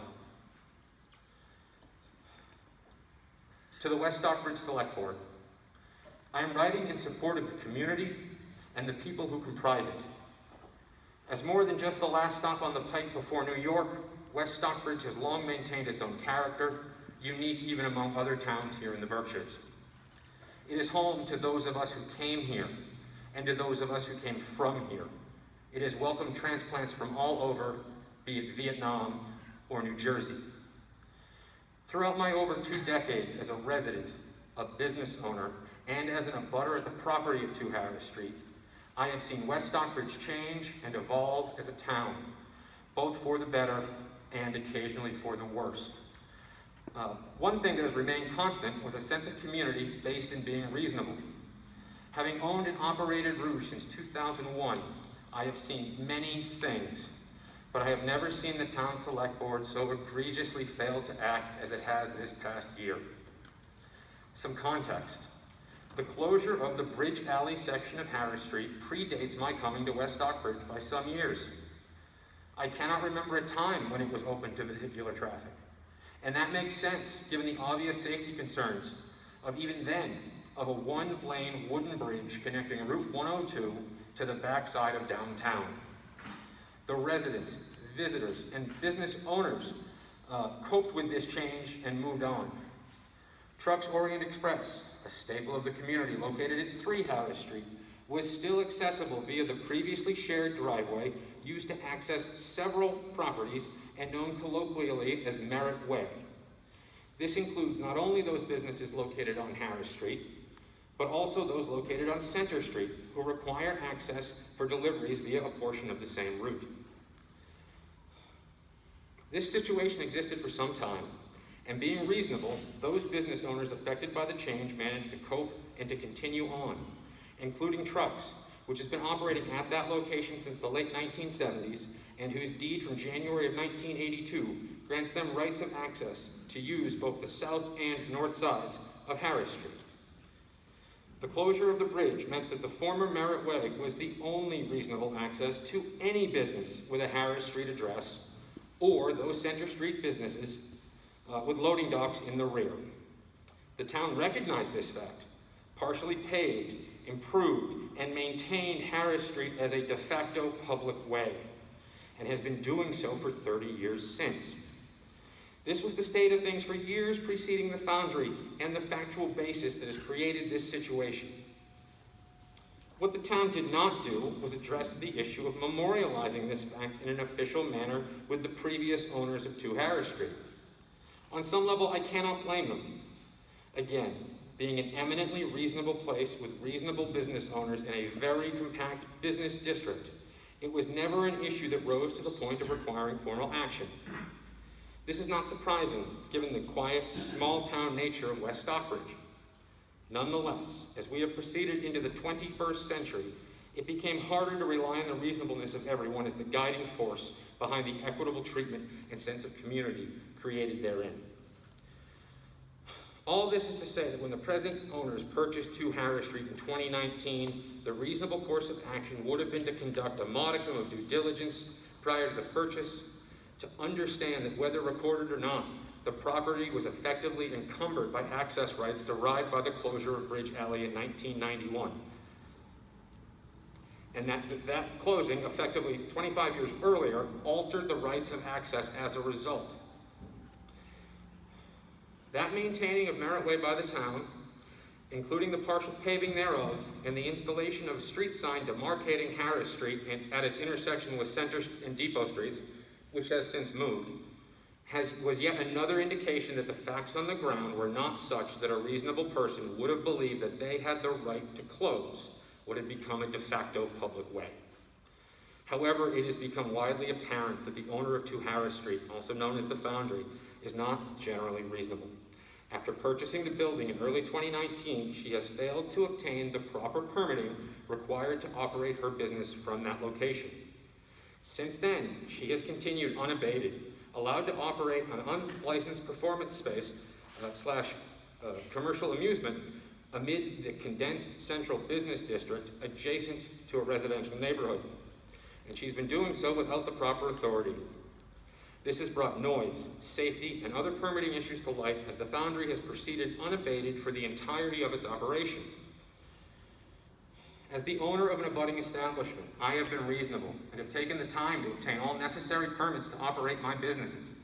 I have abided by the decisions of this select board regarding my own capacity to not have live music and to not be allowed greater access to outside dining options on Center Street during a pandemic, at a time when closing the road would have affected no additional businesses, might I add.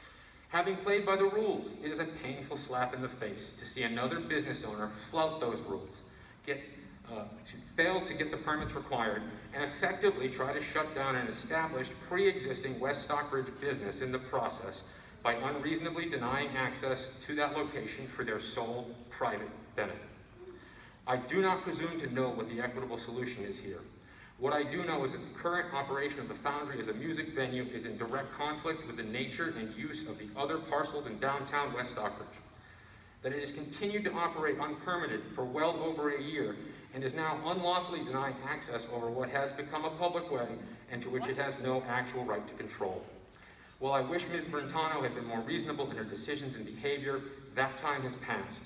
There is no inherent right for a business to operate outside of the approved zoning regulations and without the proper licensure. Equally true that in 2019, when the location was purchased, due diligence would have spotted this issue. Nonetheless, the Foundry forged ahead, rules be damned.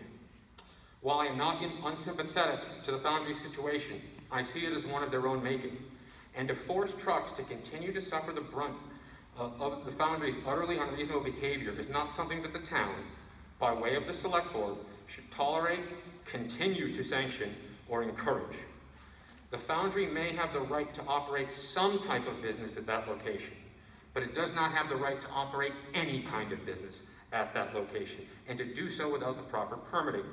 Nor does it have the right to sever public access to its abutters, including those with deeded rights to use and access Harris Street.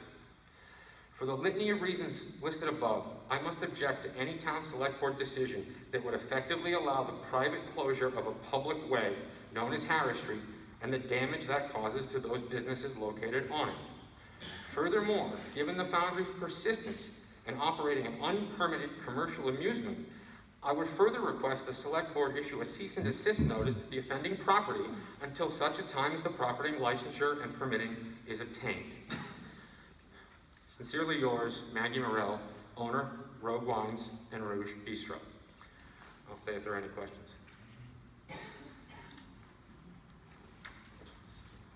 I do have a question.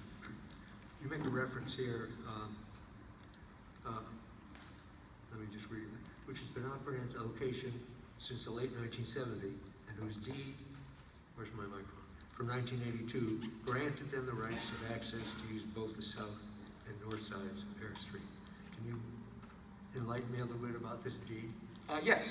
The deed of purchase for number 2 Harris Street, I believe by Truck's parents, recorded, if I recall correctly, in January of 1982 from the previous owners, includes specifically in it deeded rights to use both the north and south sides of Harris Street for access and parking for so long as the grantee, for so long as the grantee, that would be number 3 Harris Street, Trucks, continues to operate it as a parking lot.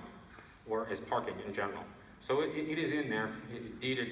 This is something that was available in a standard record search of the Registry of Deeds. So are you perhaps telling the board that this deed also grants full and permanent access to that location from Center Street? I would, by operation of fact, yes, I would. One cannot have access to a parking area that it has rights to if it has no ability to access them except through impermissible avenues, which would be around the back via the shared private driveways of the neighborhood. We can't expect Truck to have a helicopter service ferrying her vehicles over to places she has the right to park them. Again, this is a case where the de facto situation on the ground is as it is, and someone is now seeking to change that for their own personal benefit. That's the situation we have here. Thank you. That answers my question. Thank you. Next to Butter.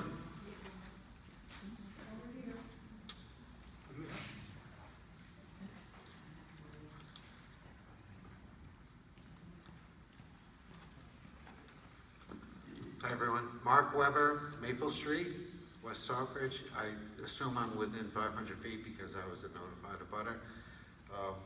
Minor point of clarification, I was the administration when you came in back in 2019.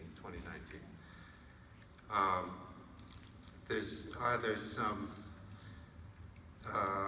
misrepresentation or just not clarity, and let me clarify please. It wasn't presented at that time that you would be having 5 months of weekend outdoor amplified music. That was never brought up. In fact, you were at that point. Talk to the board. I can talk what I want to. No, you have to address the board. Can you help? Please address us. We're having. I'm trying to make a point. The point is that this was developing initially. When Amy came in and I was leaving, it was at its infancy. The point I'm trying to make is that it was never presented that there would be outdoor amplified music, ever. And so that seems to be one of the bigger points. Here's my concern. It bothers me. It bothered me last year. I'm the privileged white man who complained. It got much better this year, much better. I can still hear it. I can't imagine how it is for Truck. I won't get into my long association with Truck and her family of 40 years, as neighbors and friends. It saddens me to watch her have to go through this. It truly does.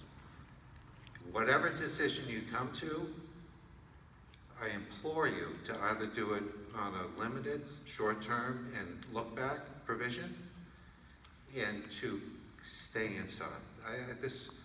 I don't think we'd be having a lot of this discussion. And I understand COVID. COVID came, it went, it didn't really go, it's back, we don't know where it is. I understand. And you're all trying to do your best. But move it inside, and I think a lot of the problems would go away. Thank you. Next to Butter.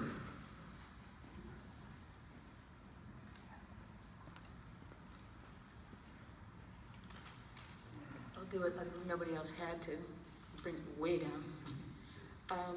I'm Suzanne Creer. I'm the owner of 38 Main Street and in Butter.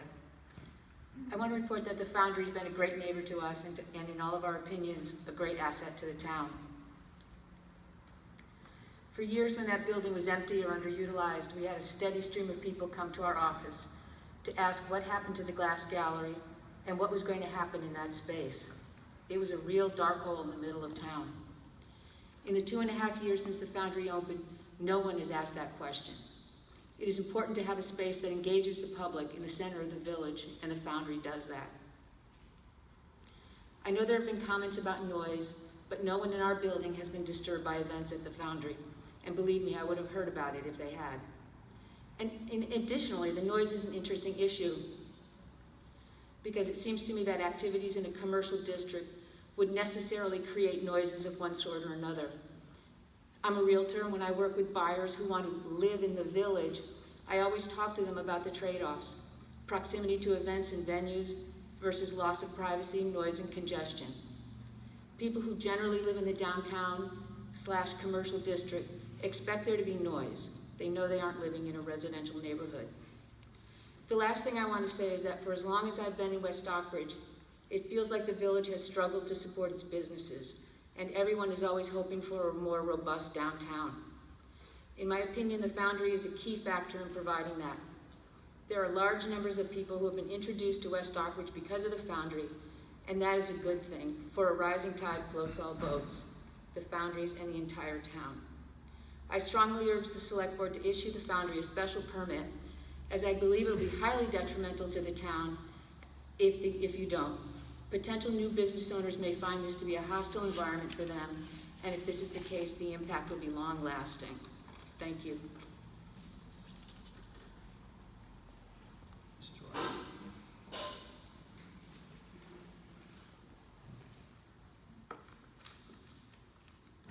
Select Board, Amy, Truck. My name is Ann Roy, and I've been a resident of West Stockbridge for more than 50 years, and a business owner in the town for over 38 years. During the last 40+ years, my parents, my husband Joe and I, our 3 children, and our 10 grandchildren have all gone to Truck Orient Express to experience the deliciousness they serve. Not only their cuisine, but the soft, background Vietnamese music, the ambiance of the water fountain's calming and relaxing nature, the quietness, the dignity, and respectfulness. In the restaurant, there are little corner niches for private, quiet dinners, and a grand long room parallel to Harris Street, which can seat 20+ people. We have celebrated birthdays and anniversaries in that room. We've had business holidays parties in there too, but also some most solemn times when my family and friends got together for my father's, then my mother's funeral memorial dinners. Having a rock band outside across the street during such events would have been most disrespectful. Going forward, Truck Orient Express patrons shouldn't need to inquire if the Foundry is presenting a loud outdoor event each night, which would certainly impact the Truck Orient Express experience so desired. My entire family was delighted to welcome the Foundry to the West Stockbridge Business District.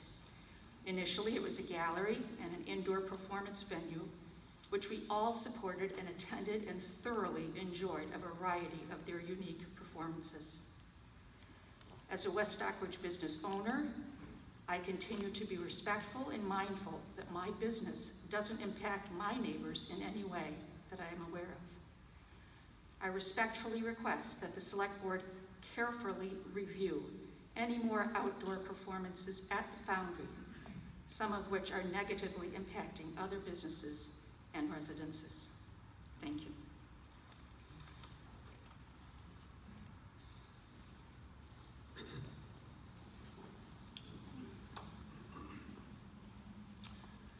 Hi folks, Kurt Wilton. I reside on 24 Moscow Road.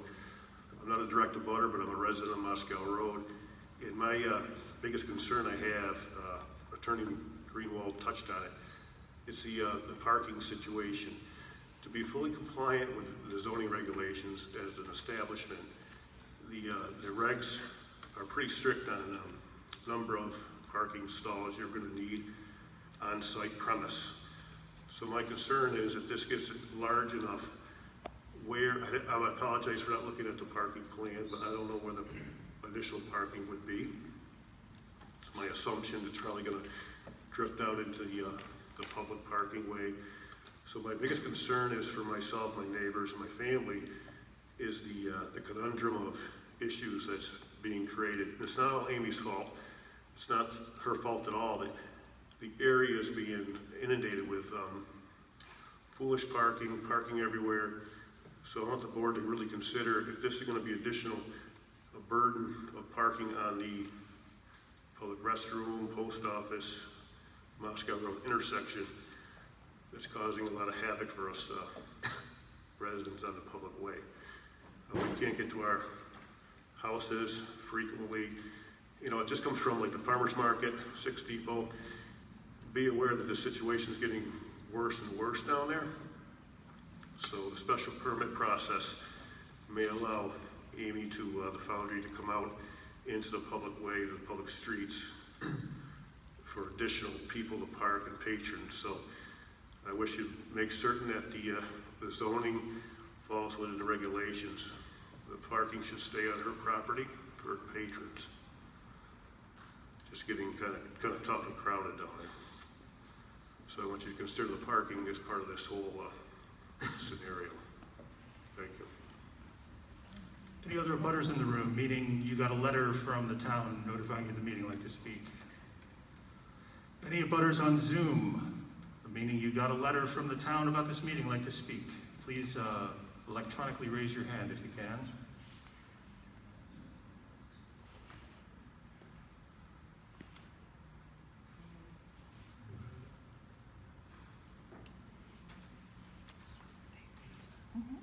Mr. Chairman, make a point. Yes, sir. The question of parking, there was a parking plan submitted, and there was a request in that parking plan that the board grant a special permit to deal with parking as well.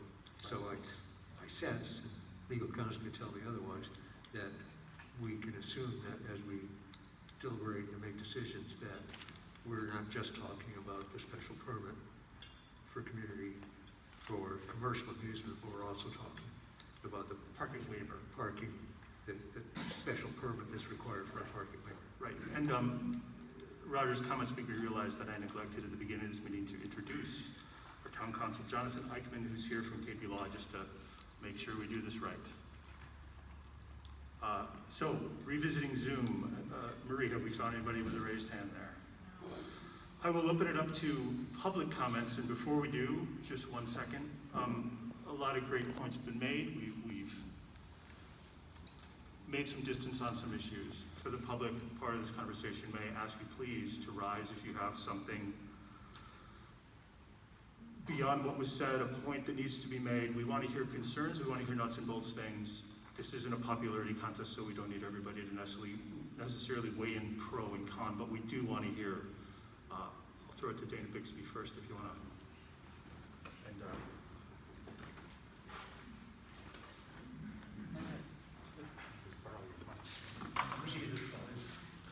I'm fine. I think I'm fine. So, I'd like to offer some clarification about the parking regulations. I'm the chair of the planning board and participated in a zoning change about 10 years ago, which would commonly be referred to as the Village Center Overlay District regulations. In conjunction with that, we also updated the parking regulations, and the update included a more expansive, I'll call it a table of ratios. There's a table of parking requirements for different uses and for different ratios based on use.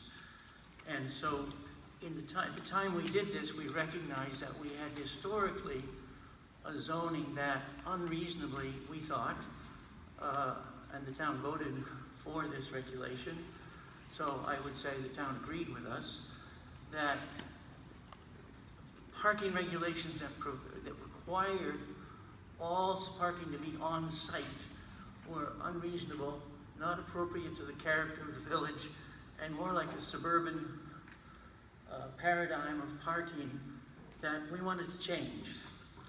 So the regulations say, I think, can't quite remember the chapter and verse, but as Roger referred to, there's a section that allows for a special permit to be granted for a reduction in the requirement for on-site parking based upon the availability of parking in municipal spaces.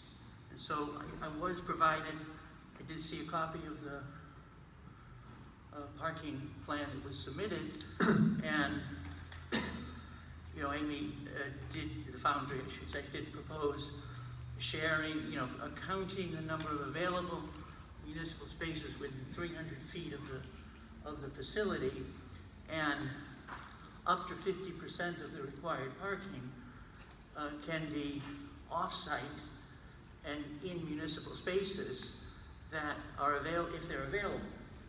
And so I saw the ratio of 99 persons as a gross number.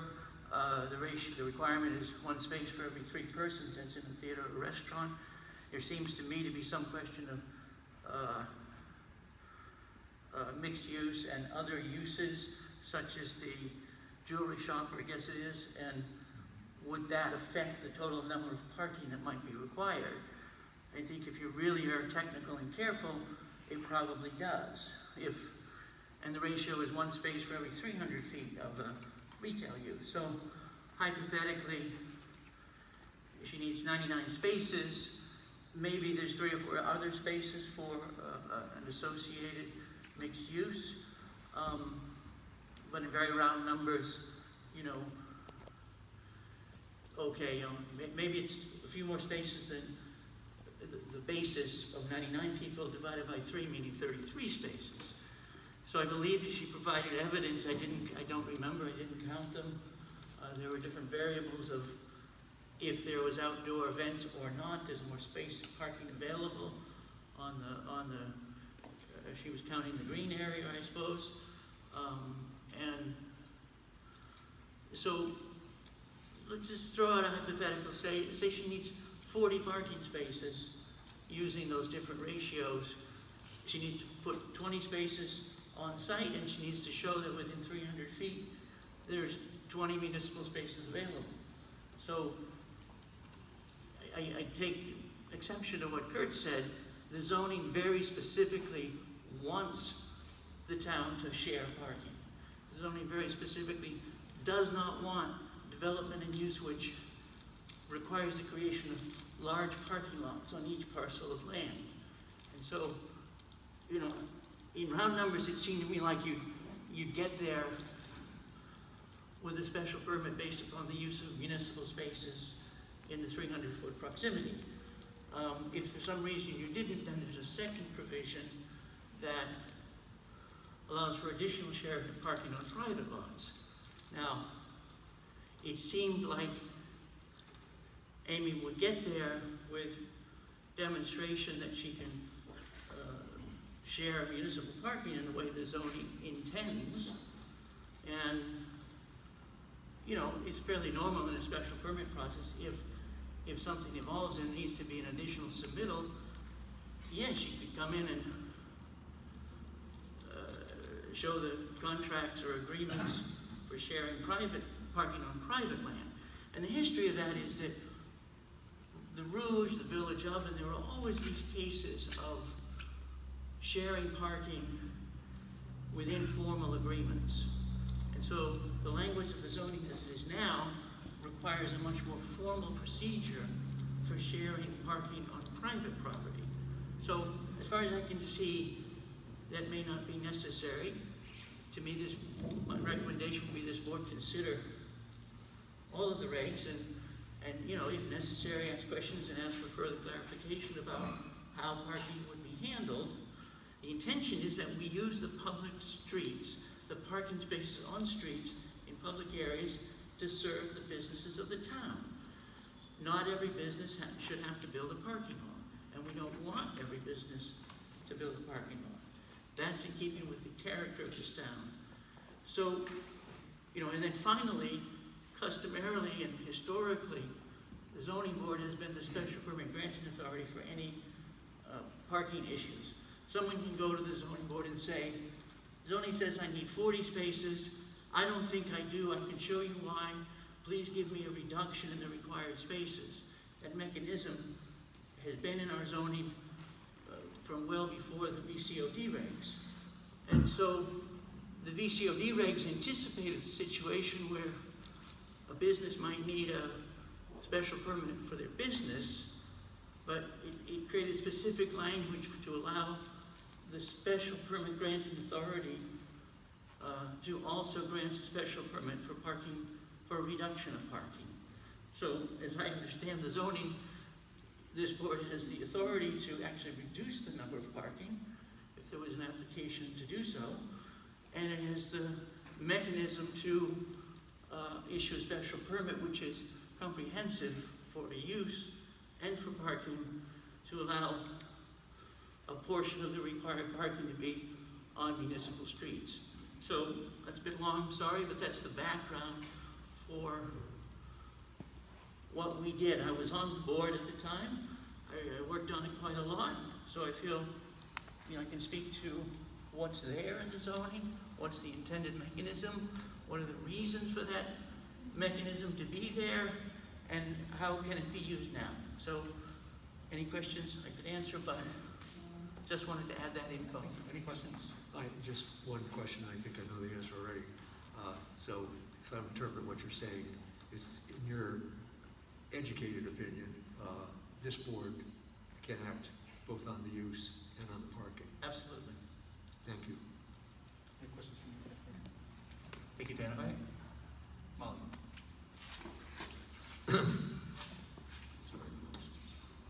Sorry for the squeaky shoes. My name is Molly Weinberg. I'm from 576 State Road in Richmond, Massachusetts, and I'm a frequent, if not daily, visitor to West Stockbridge. I have been an employee at the Foundry for the past 2 summers. I have also performed 3 shows there, and most importantly, I am the daughter of Amy Brentano. And as I feel my mother's character is being attacked, I feel I can't just sit and not speak. And because the select board is considering everything, I believe you should also consider me. My parents have been bringing me to West Stockbridge since we were really young kids.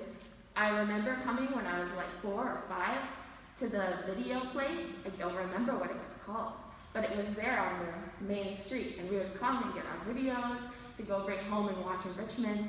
And we've come to Rouge, and we've come to the Tavern, and we've come to a truck road and Express ever since we moved here when I was 3. So that's that. I'm just going to read this short letter.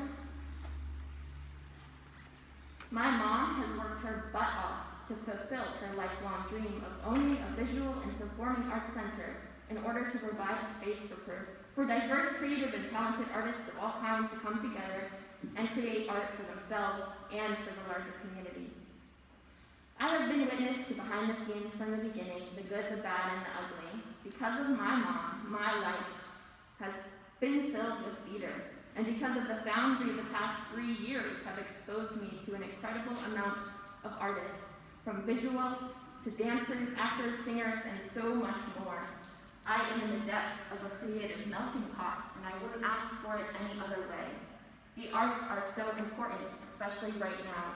They help us to view the world and all its inequity from any viewpoint, to express without expectation, to work through difficulties together as a community, and to hold each other accountable. As a young artist, seeing my mom push for her dream and push to serve the community with art and love, despite the incredible amount of ridiculous backlash, is inspiring. I hope one day I can be as dedicated and committed to something as my mom is to the Foundry. To be honest, the Berkshires have been blessed with my mom's artistic vision since we moved here from New York City in 2002.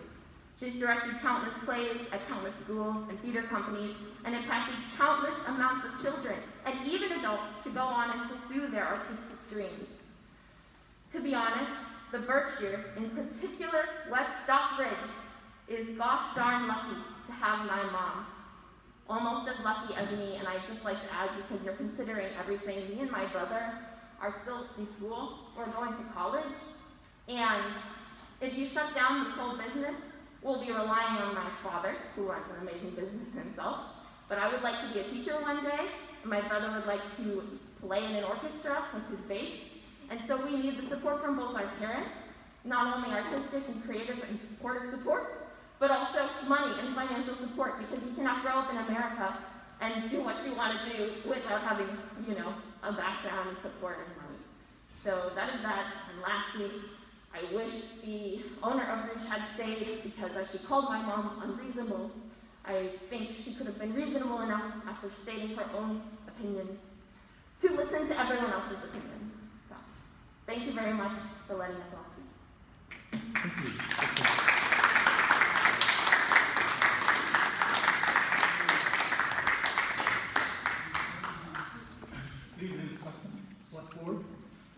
Bob Powell. I don't live in town. I'm not in a butter. I live outside of town, but I've been a taxpayer and resident in West Stockbridge for 25 years. My wife and I owned and ran Artifacts Gallery where Rouge is. I was the author of our zoning bylaw regarding noise. I was a quarter of a mile in the woods away from a camp, and it took me 4 years coming before the board. I believe Mark Weber and Joe Roy are probably the only two people in this building that were here then. Everybody has an expectation of sitting in their home and having peace and quiet. I moved in and there was a camp there for 40 years, quarter of a mile away. I could hear every word, every pin drop in my house. And I wasn't going to come tonight, but I do have folders and folders of state regulations. I wrote that bylaw, presented it to the selectmen, who presented it to town council. We had a meeting here, and it was approved. I think the only way for you to understand how awful that is, that noise, is to go to Trucks and sit there in her house or in her restaurant on Friday and Saturday night, or anywhere else. I'm not taking a side one way or the other, but I do have a question in the future. What if next week Truck applied to have outdoor entertainment, and then the Shaker Mill applied, and Rouge applied? How do we handle that in a town the size we are, if everybody had outdoor entertainment? That's something you are going to set a precedent. I also believe that the hardship is on the applicant. There was no outdoor stage. There was no amplified music outside. She's asking for it. I think that's fine, but it never was. So I think that has to be justified. And please take it into consideration about the future. Thank you.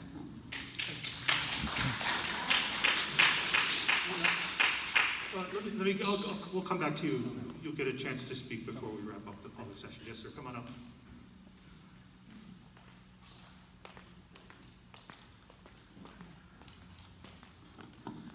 I too, as someone my name is David Andrig. I've lived in West Stockbridge for 35 years. I'm an old friend of the family who runs the Truck Restaurant. They have been extraordinarily kind and welcoming to my family. And I think it's important that we consider our neighbors in this situation. I don't think any of you were on the select board, but I want to take you a little stroll down memory lane and talk about Amy Lovelace's rooster. Do any of you remember Amy Lovelace's rooster? Amy Lovelace had a rooster who lived basically right across the street, almost right across the street from this building, and her neighbors complained. And the arguments were very similar. It's only a couple times a day, it's not that loud, but the weight of public opinion went to the people who consider it to be a nuisance. I don't remember that the neighbors were required to record decibel levels. They were required to drop what they were doing and record decibel levels of the rooster. It was just presumed that if it is annoying to you and you complain, that that's a legitimate complaint.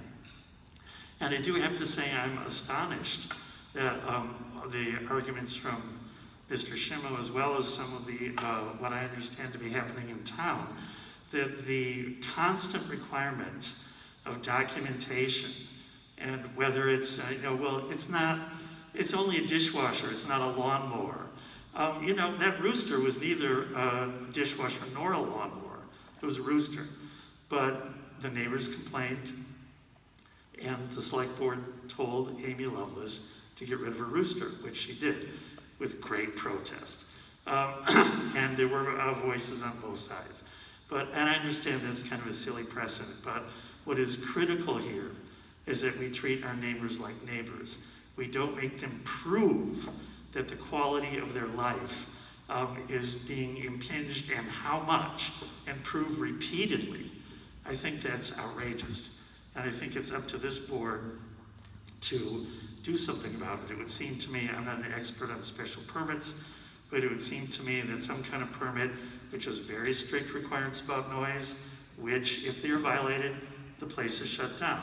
Not until then, but at that point, they get a ticket. And any city, in Pittsfield, in any city that one lives in, if the neighbors complain about a noisy bar, the bar is warned, and then it's closed. And sometimes that closure is a week or 2 weeks, et cetera, until they learn that excessive noise is not acceptable. This doesn't seem to be something that would require a whole lot more than common sense. Thank you.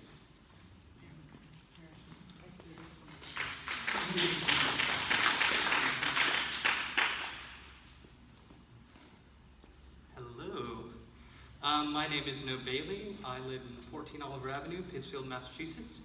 I'm the managing director of the Foundry, which I've been since 2019 when I joined. I wasn't planning on speaking, but after listening to some of the previous speakers, I would like to reemphasize that we are in the middle of a pandemic. I live with both my grandparents. Oh, sorry. It's emotional because it's my life and, my job here. Both my grandparents. My grandfather has suffered from 2 strokes this past year. My grandmother was recently diagnosed with breast cancer and is undergoing treatment. My father suffered 2 heart attacks. He's a smoker. He is not vaccinated. My grandparents are both vaccinated. I can't force my father to get vaccinated. I have to live in that house with him, and I have to protect him. I was there when the decision was made to program outdoors for reasons of safety. I would like to ask Roger Kavanaugh, is it true that you are vaccinated? Is it appropriate for me to ask that question to you? It's not appropriate. Okay. Not even close. Okay, sorry. Vaccinations don't, here's the point that I'm making, and I won't address directly to anybody or ask you the question. People can be vaccinated and still get COVID. That's not news. But in regard and re-emphasizing what Amy and her legal counsel has said, again, the noise is outside due to the pandemic. We do not wish to continue it. It's not a part of the plan to continue it at the capacity as we are this year, next year. So I hope you take that into consideration. I apologize for not speaking in the right manner. I'm only 21 years old, and I appreciate the fact that I'm in the position that I am at 21 years old, but maybe I'm not as smart as I should be. So thank you. Thank you. I'd like to reach in the back and make sure I'm not missing anybody. Sir, could you come up from the back there, please?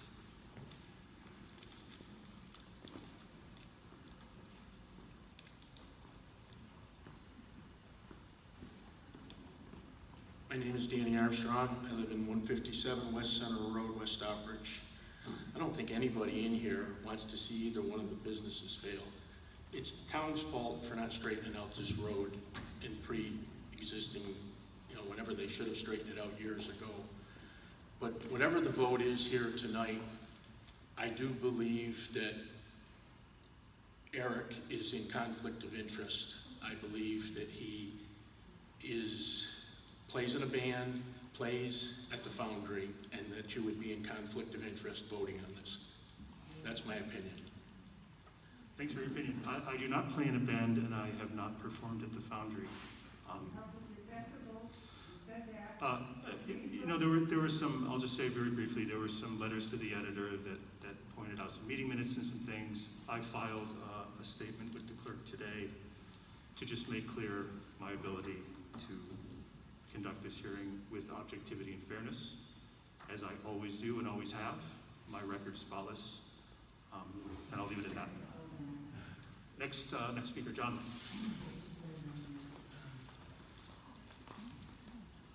My name is John Piasecki. I've lived here about 20 years, served on numerous boards in the town, and I want to say that there have been difficulties like the Roosters over the years, but the acrimony and difficulty that we have experienced vis-a-vis the fire department, the Troy's Garage, and now this is really a scar on our town. And I want to point that out to all of you because you are driving the bus, and the bus is not driving well. And I just wanted to make that point. And secondary to that, I happen to know Amy and Adam for many, many years. And I know Truck for many years, and Maggie, and actually almost all the people in here. And what I've noticed over the years is that in West Stockbridge, we've had kind of an interesting way of getting along and accommodating others and paying attention to others and never losing sight of someone who might get overlooked. And I bring that up because in the Berkshires, we've done a hell of a job supporting our artistic and cultural resources. We have the like of no other community, actually, in America. We're the best. And Amy is part of that. And we need to support Amy in West Stockbridge. And you guys are right to support Amy in West Stockbridge. But another thing we don't have a lot of in West Stockbridge are minorities. And it turns out that the power that you wield has all too often been wielded against minorities or with them being ignored. And at this point, I've heard repeatedly from Truck that she feels that you, as a select board, have ignored what she's had to say. She's a real person. She lives, she breathes. Her family's just like Adam and Amy's family have to eat. They have to make money. They have to do stuff. Your job is to navigate that. You are charged and have been elected to hold both of these people and help us as a town go forward. You can't support your friends and ignore another. You can't do that. You are charged with resolving this situation, and you've made numerous missteps at this point, and all of us are aware of them. And a lot of this acrimony goes to you, and I don't come up here with joy to say it. And I urge you, please, consider Amy. Take care of Amy and Adam. We need them. Consider Truck. We need her and her family. Consider Maggie. We need their business. We need my pot business. Now, many years ago, I was a landscape architect, and though there's a large man with a cowboy hat who might have told you, I built an amphitheater just up the road from where you guys are. These very nice Russian people. It's perfectly suited for outdoor venues, and they're very creative, thoughtful people, and I know for a fact that you are a very creative and thoughtful person. And maybe you have been slurred, and I'm sorry that you have, and maybe Truck has too, and I'm sorry, but we need a reboot. And we got to start meeting this with love, or our community's screwed. Every single thing is going to come like this. Everyone's going to be fighting with everybody else. I don't want to live in that town. So please, do a good job this time.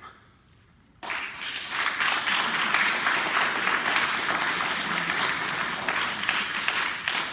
saw you first come on up. I'll get you next, Sandra. Hi, I'm Stephanie Iverson, and I have a business within the Foundry, Sala, and I live at 26 Old Stockbridge Road in Lenox. I would reiterate what John said. It's puzzling to me how two neighbors who were so friendly and so supportive all of a sudden are in litigation. As a newcomer to town, I'm like, what the hell is happening? I would like to speak for Amy's character because I know her very well. I'm on the front lines every day at the Foundry.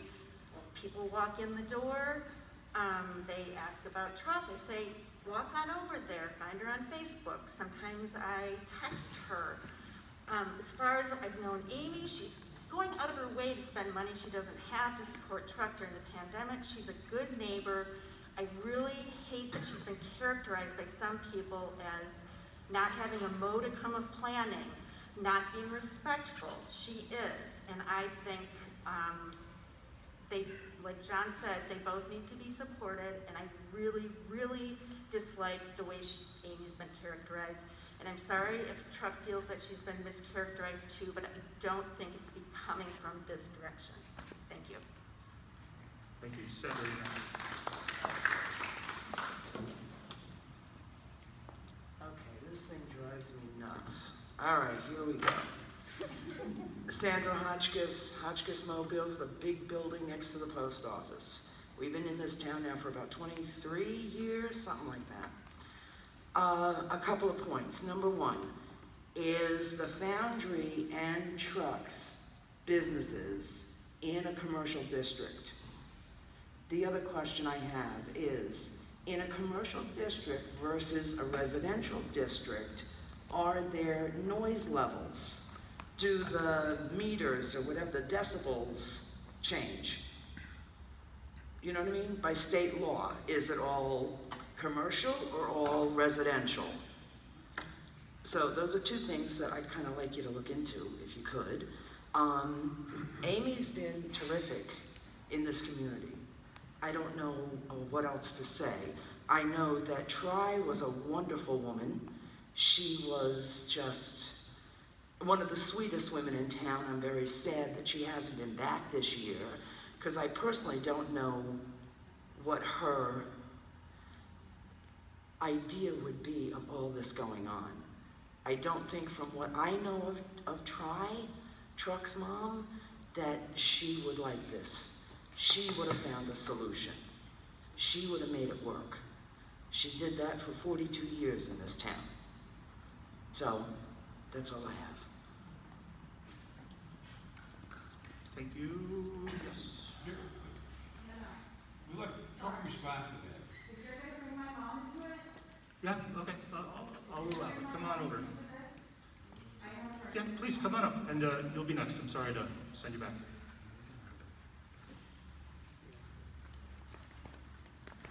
Respectfully, do I address you or the person? Address us, and please do it on the mic. So let's talk about my mom. Yes, she has been here and built a business with my father for 42 years. She knows everything that is going on. Everything. Every decibel that we are going through. Every concert that happens. So there is no question in how you perceive my approach to the problem that has been brought to my family, that without a doubt, she is 1,000% aware, and she is 1,000% behind me. So this sweet little old lady that you guys all think is an immigrant and bows her head when you come into our restaurant, She was never like that. is not going to fight for every inch that she has earned in this town and every minute of peace that she has earned in this town, you're joking. She knows everything that's going on, Sandra. No, but she wasn't the little gal her head. Your mother had a great spirit.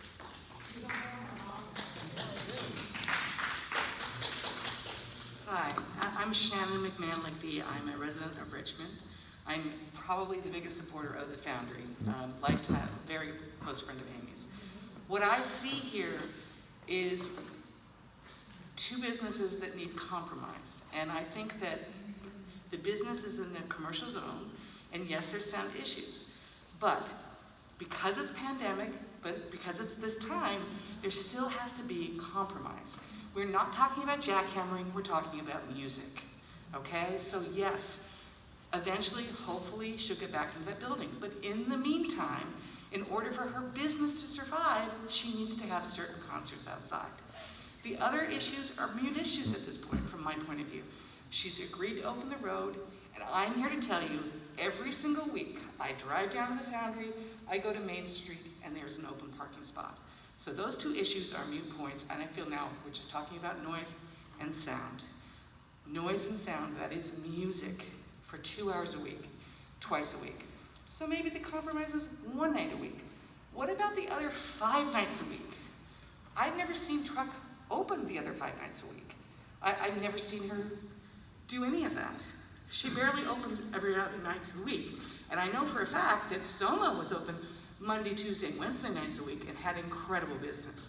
So this idea that I can only be open Friday and Saturday nights or you've ruined my business seems pretty ridiculous to me.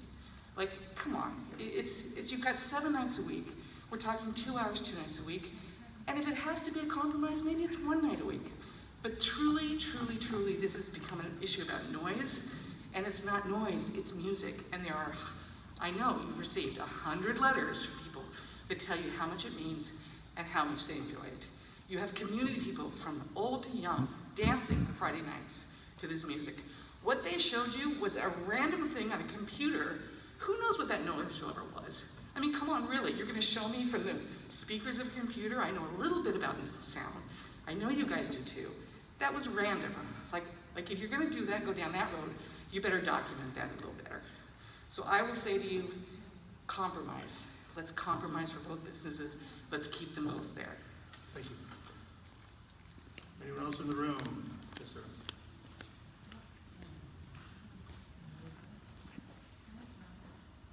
Hi, Adam Weinberg, 576 State Road in Richmond. I'm Amy Montano's husband, and I've known her for a hell of a long time, and she is one of the most reasonable people I know ever.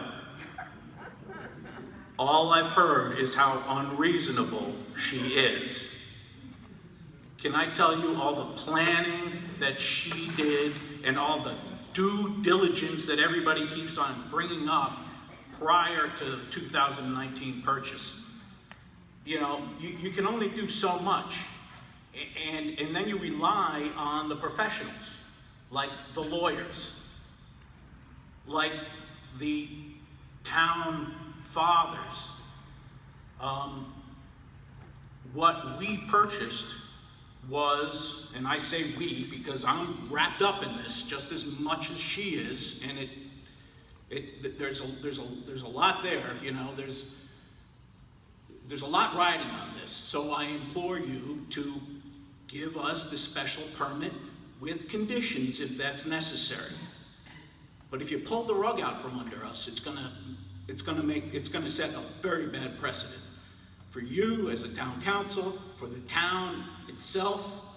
We are not, let's just stop for a second, take a breath, and take the 1,000-mile view. We didn't open up a Hell's Angels club with AC/DC playing. I don't think we'd be able to get them. Somebody had mentioned that they love AC/DC as much as anybody else. Well, we're not, you know, this ain't no disco. This ain't no rock club, quoting somebody. This is a performance venue. Now, did we pivot? Yes. As Mark Weber said, Amy did not present a live music presentation at the initial outset. That's because there was no pandemic, as we have heard 17,000 times before. Now we are in a pandemic. Now we are trying to survive. To survive, we have to have music, and we can't have music inside right now. I completely appreciate where Truck is coming from, and if we need to put some special conditions so that we are happy and she is happy, then so be it. But if you eliminate the ability to go outside, we could be dealing with 15,000 different variants for the next, who knows? You know, we're in a new world here. So we have to step back and reboot. And if it means that this pandemic is going to constantly evolve, then you know what? I want to be dancing in the streets when I go down. And I believe that dancing in the streets is just as good as having a restaurant. It is a wonderful thing. It's a great feeling. I want to work together. What I see are two factions that are completely at odds with each other. Maybe we should stop for a second and say to the Foundry factions, let's go over to Trucks and sit down outside and have a delicious meal. I personally miss the Happy Pancake. And maybe Trucks faction should come see a show. I'm sure there is something there that would interest you. We don't just have rock. I'm listening to all the discussions, and it sounds like we have a rock amphitheater that is blasting out everybody is so precious. What happened? I do not know what happened. I understand that there is music and that there is sound that is a problem, and we should address that. But that is a separate issue from the special permit. If you pull the special permit from us, if you say you cannot have a special permit, it would be tragic. It would be tragic for many people. The bands that are desperate to come find a venue like ours. The vibe is wonderful. We are reasonable people, and we will communicate. The fact that Maggie's counselor had brought up over and over again that the road is such an issue. The road is a short-circuited issue if we bequeath to the town the right-of-way. So that we can scratch that off. And I can ask you now, is that something that you have to sit back and think about? Is that a discussion that's going to happen over the next several weeks? Where are we? Because that was presented. We heard loud and clear. So let's forget about the fact that the road is there and it causes great harm to everybody.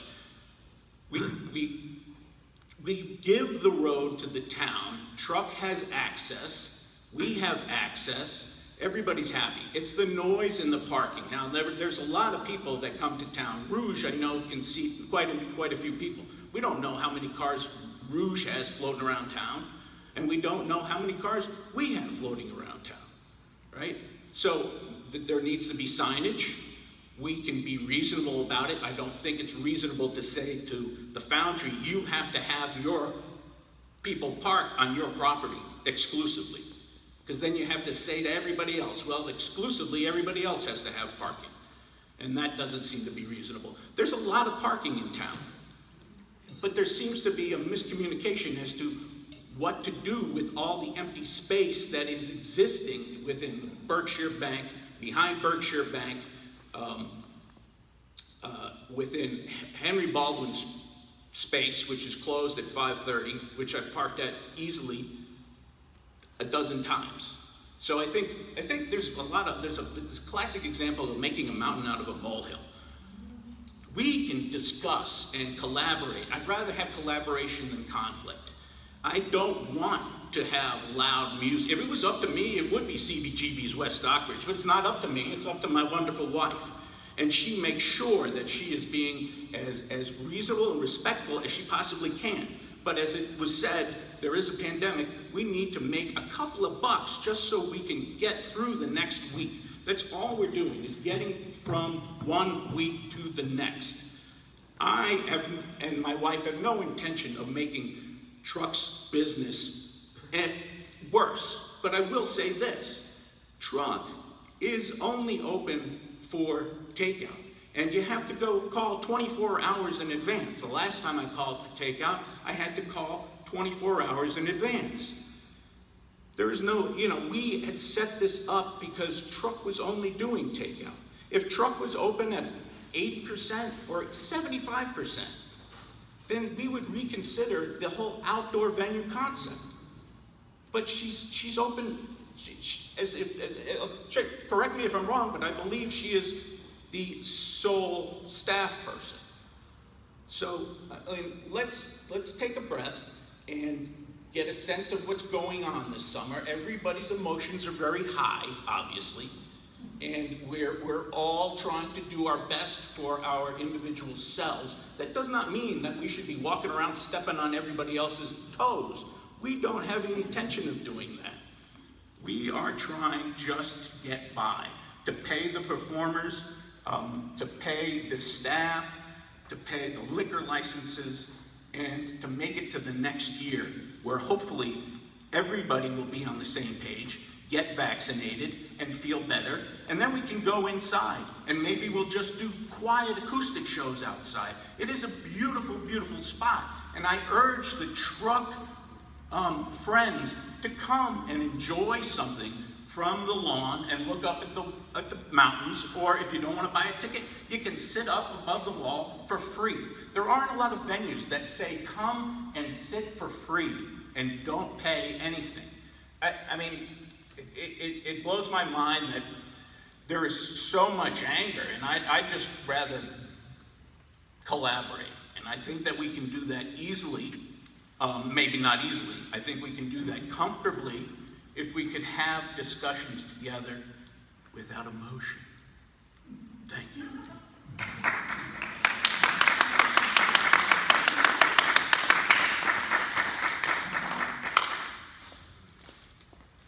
Hi, my name's Melissa, and I'm on Washington Square. I'm relatively new to town, so it kind of sucks to hear that both of these businesses are suffering like this. But I'm going to come from an artist's perspective. So I'm actually supposed to be performing this Friday at the Foundry, and I'm looking forward to it. And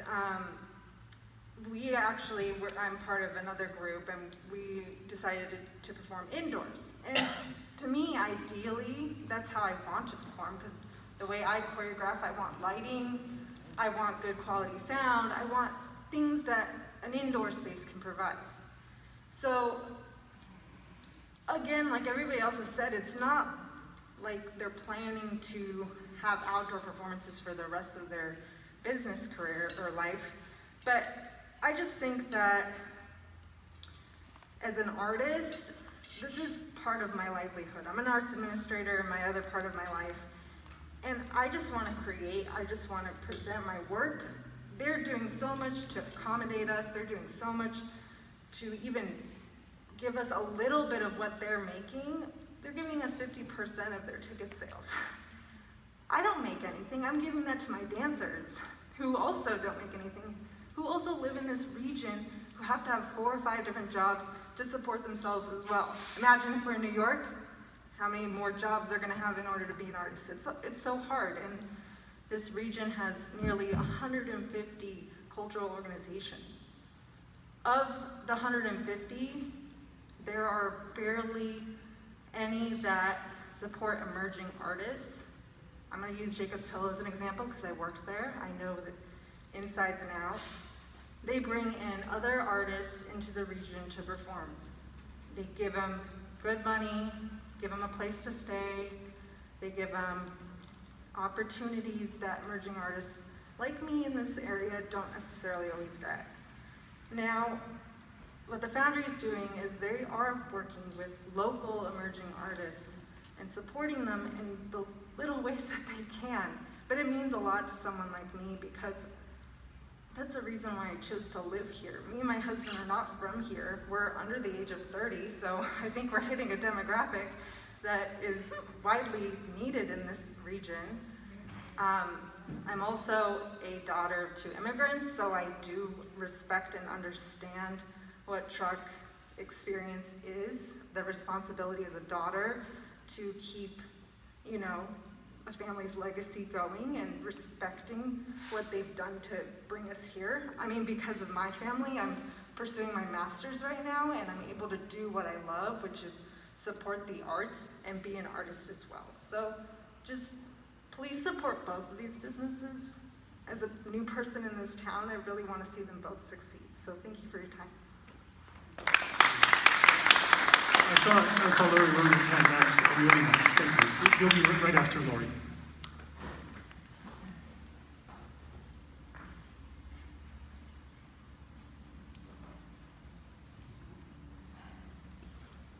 Hi. I wasn't planning to speak, but I will. My name is Lori Rose, and I live in West Stockbridge. I am not a direct abutter, but here's my question. I have the list of the abutters, and it looks like there were approximately 34 to 36 abutters on this list. And out of those abutters, it looks like maybe 11 or 12 are residences on this abutter list. Can you tell me, out of those 11 or 12 residences, how many noise complaints you've received? That's my question. I'm going to log your question. We might deal with it later. So you get it. So out of all the 34 to 36, maybe 11 or 12 residences, and out of those residences. Thank you. Thanks.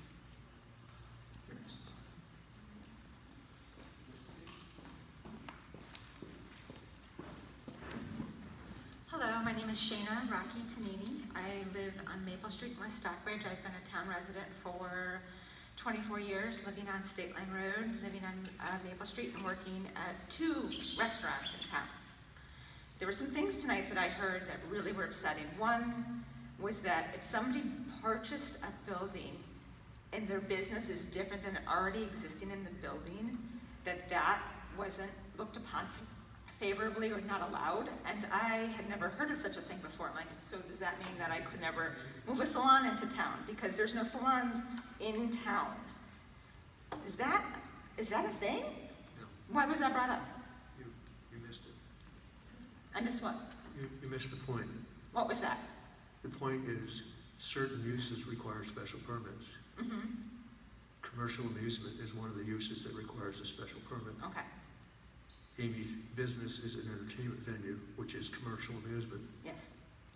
Fact of the matter is, for reasons we could go over 100 times, Mm-hmm. right now she doesn't have that special permit. Yeah. The hearing is about her special permit. Okay. It's not about anything else. So it wasn't the fact that she moved into town and picked this building and because it was available space, and then now she wants to run a different type of business in this building.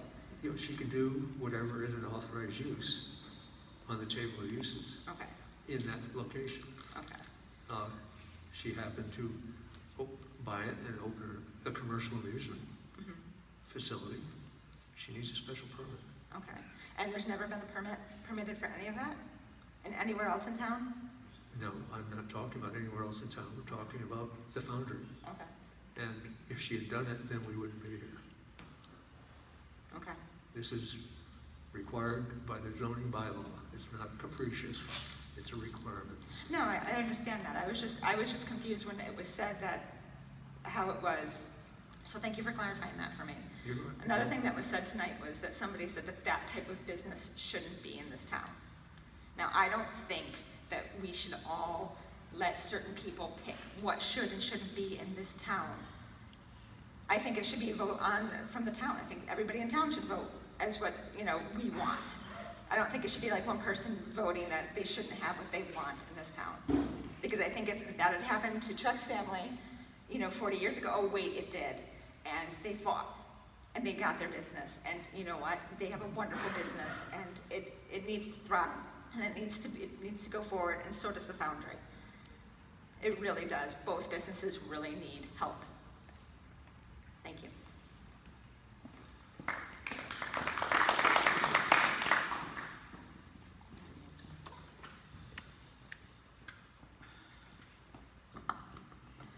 Hi, my name is Tom Truss. I actually don't live in West Stockbridge. I live in Great Barrington, and I've done work at the Foundry many, many times. And I'm here to say that it seems like you're trying to figure out if this business should exist or not. And I am advocating that it should. I am one of the artists, and I can't remember your name, sorry, who lives in this area and relies on businesses like the Foundry to live.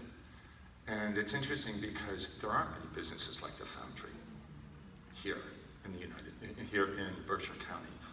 There are the businesses like Tanglewood and Jacob's Pillow and Barrington Stage and the Berkshire Theater Festival and Chesterwood and Mass Mocha, who all bring in outside organizations and outside artists to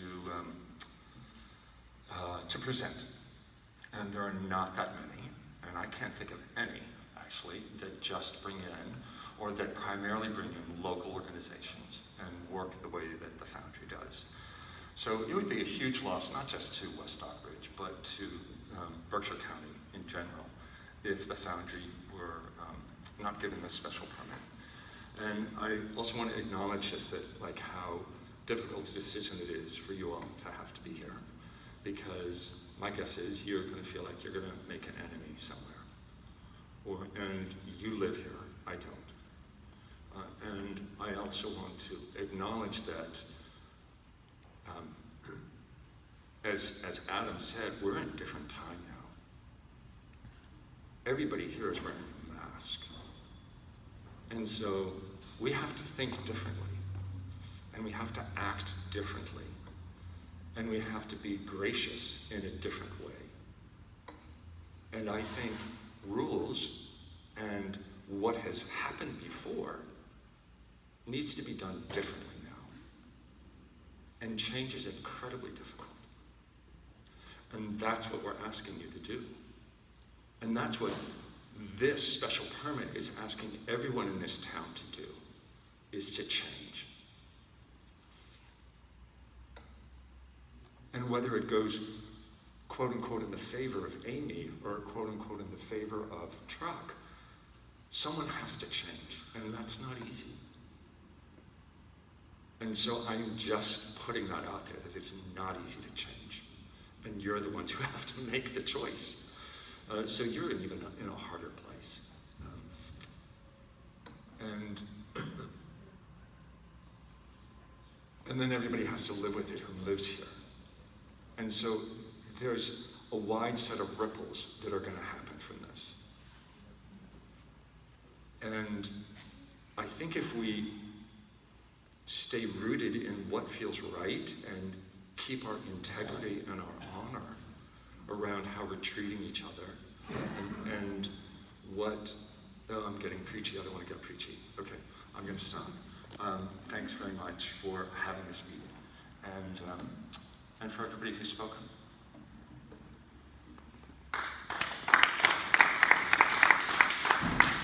Anyone else in the room? We'll turn to Zoom. Oh, sorry, I missed you. Sorry, you're in the blind spot. Come on up.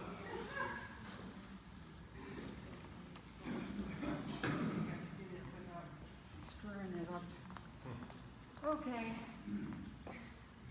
I'm Sharon Vidal, and I've lived here over 50 years, which is almost my whole life. And I do want to say that until recently, this town has been like a little fairyland, a wonderful place to live. I don't mean to sound trite, but really, everyone helped everybody. Everybody minded their own business. It was a darn nice town. I don't know what's happening. No one is that mean-spirited that they want to put Amy out of business. No one wants to see truck go out of business.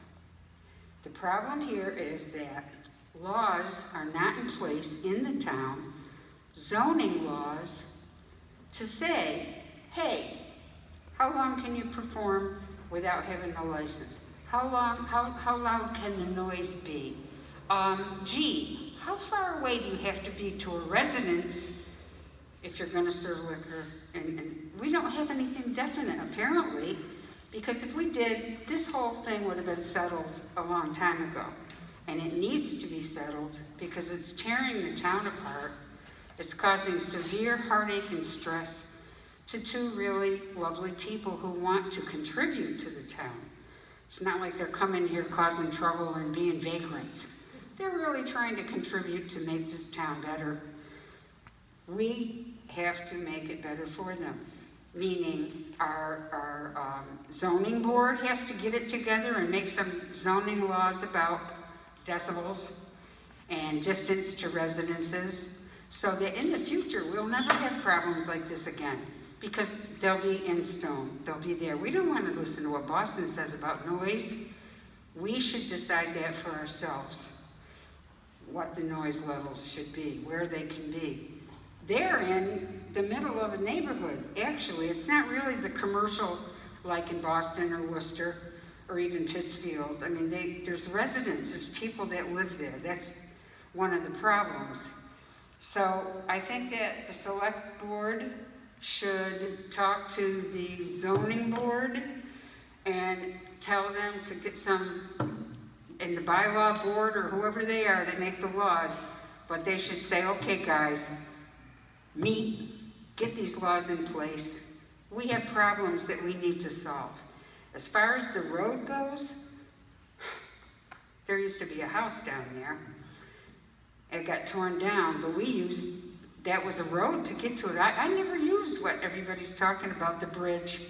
I never went over the bridge. My kids never went over the bridge. We always went down that. So that is, in our mind, a road. So that's something that isn't going to be able to be straightened out right away.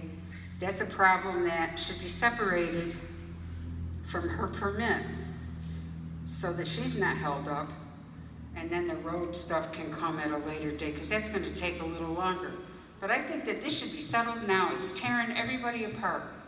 That's my opinion. Sorry. Thank you. Thank you. Turning to Zoom, I'm going to go from the upper left, the Fremonts. Please go ahead. Let me give you some levels. Stand by. Let's give that a try. Go ahead. Yeah, can you hear me? Yes, can the audience hear that okay? Yeah. Okay, great. Thank you. Sweet. How's it going? So as one half of one of the aforementioned noisemakers, we have had the pleasure of playing at the Foundry 4 times since we moved to the Berkshires back in 2019. And they were one of the first venues here that opened their arms to us. And essentially, now we're a local band. We consider ourselves part of the Berkshire culture. And the culture is the thing I really want to focus on in my statement. When you have a night out, you go to dinner and a show.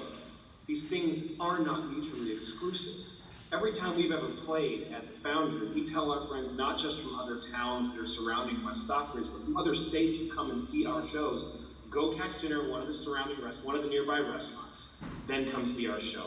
And then maybe after that, the first thing we do is we go around the corner and have a post-show drink at Rouge.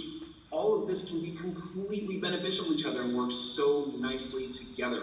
And it's so tragic that we're in a situation right now where both of these places of business are going against each other when they really can act in favor of the other. And to mirror what Tom said, there's not a lot of venues out there that support independent local artists here. And the Foundry is a diamond in the rough. And so I just want to give my utmost and heartfelt support of the Foundry. My utmost and heartfelt support of Truck as well, because again, these are two organizations that should be working together, and they're being forced to be against each other here, not by any makings of their own. This outdoor performance issue was brought on by an unforeseen pandemic emergency that no one could have planned for. And I'm saying it again because I don't think that can be said enough in this meeting. And I really hope that you consider that when you take your vote in regards to this special permit. I really hope that you give them the special permit, because I know that's going to give them the runway for everyone to figure out what the next best step is. Because a night on the town, a night, whether it's in Great Barrington, whether it's in West Stockbridge, whether it's up in Pittsfield or all the way up in North Adams, it combines the best of everything. The best food, the best drink, the best music, the best theater. And I don't see why all of these things can't exist at the same time in your beautiful town of West Stockbridge. That's it. That's all I gotta say. Thank you. Thank you, sir. Turning to Tracy, could you please introduce yourself? Tell us where you are. My name is Tracy Steady Hardcastle, and I'm in Sheffield. But I have spent time in West Stockbridge and, gone to the floor store and Trucks and and Number 6 Depot and all of those things for years. And I think there's a difference between the background noise of traffic and music that you may or may not want to hear, no matter how wonderful it is. And yes, by the way, I did get your Talking Heads references, Amy's husband. It's just a different thing when you're trying to have a conversation. So comparing it to something like a lawnmower or something like that doesn't seem particularly accurate in this situation. And I guess that my question is, all of this seemed to start with various decisions that the town has made about road closures and things like that. And I don't really see a way out in the short term that isn't going to affect one of these businesses in a really negative way, because Amy already has shows booked that are going to impact Truck's business. So if you quote unquote side with Amy, it affects Truck, and if you don't give Amy the special permit, then she's looking at lawsuits from these contracts. So I guess my question is, what is the town prepared to do to kind of make reparations to whichever of these businesses you have to side against? And I also want to point out that if the owners of the Red Lion Inn had made a noise complaint, it would not have gone ignored. And so I just think that everybody needs to be treated with the same level of respect in this situation. I know that a lot of things have been said on both sides that have felt hurtful, but at this point, it's up to the select board to fix it. So that's it. Thank you. Steve Dixon.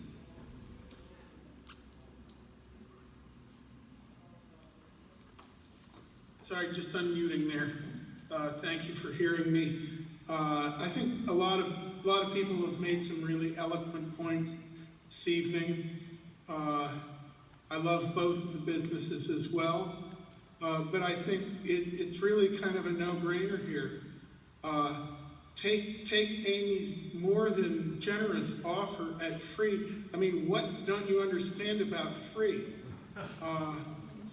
In terms of an easement in perpetuity, I'm sorry, take it. So then really all those other issues are off the board about whose road it is, or if anyone can get back there for a delivery or for their customers. That's off the board. So then it becomes the question of the sound, the entertainment. I think that there is room for compromise there. Obviously, they intended to be indoors all the time originally, which shouldn't be a problem even going down the road, but here we are in a different time in a different place. Why not allow them, give them a permit that would allow amplified acoustic music, as opposed to full electric, all out, you know, and then give them a decibel limit, and they should know what that is, and they should know what their bands would do. And that way they would keep that part of the business, and that might be a good in-between for everybody. But geez, that's the way I see it, and thank everybody for their comments. There were some good ones. Thank you. Lori S., could you please introduce yourself, tell us who you are? Yes, hi everyone. Good evening to the Select Board, Truck, Amy, and my neighbors. My name is Lori Sante, and I've been in West Stockbridge for nearly a quarter of a century on East Alford Road. The rooster's name, by the way, was Hawk. I feel for all sides here, and I've supported both businesses. It is clear to me that Truck's Family and Restaurant has been placed in the predicament it's in by the closing of the bridge. And that was done by the town, and it's the town's responsibility to resolve this issue. You know, I think a solution would be to build a temporary road while the bridge is restored. That's unlikely to happen. I appreciate the situation of the Foundry's in as well. I just want to point out that everyone is asserting that these outdoor events are temporary due to the pandemic, but I'd like to point out that on the Foundry's own website, they say the Foundry provides an intimate venue for a range of events, including celebrations, weddings, meetings, music, theater, multimedia performances, screenings, community gatherings, and fundraisers. Outdoor events can take place upon the green on the west side of the building, abutted by a beautiful stone wall. I would encourage you to consider the implications of the impact of outdoor wedding events and community events on the downtown neighborhood in general. Those events aren't temporary, and no one's discussing those here. Anyone who's ever been to a wedding or been part of a wedding party know that they can be really festive events and sometimes way too festive. They're unlikely to be compartmentalized on Fridays and Saturday nights during a short number of hours. And so I would suggest, while you're considering special permitting, that you would consider the intentions of Foundry as they've stated on their website. Furthermore, other businesses may wish to host their own music events. Truck, I know, has a sizable piece of property, and Turn Park does as well. You know, overall, I think there are many more worms in the can that the town created decades ago, and you've got a lot more to consider than just a few temporary events in your efforts to resolve this issue. And I wish you luck. Thank you. Turning to Leah, please introduce yourself, tell us who you are.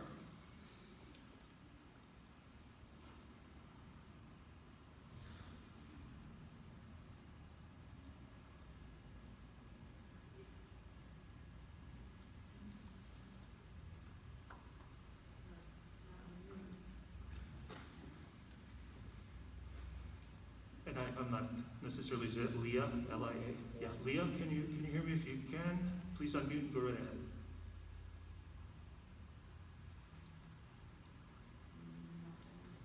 Well, perhaps we'll come back. Is there anyone else on Zoom that would like to electronically raise their hand to speak?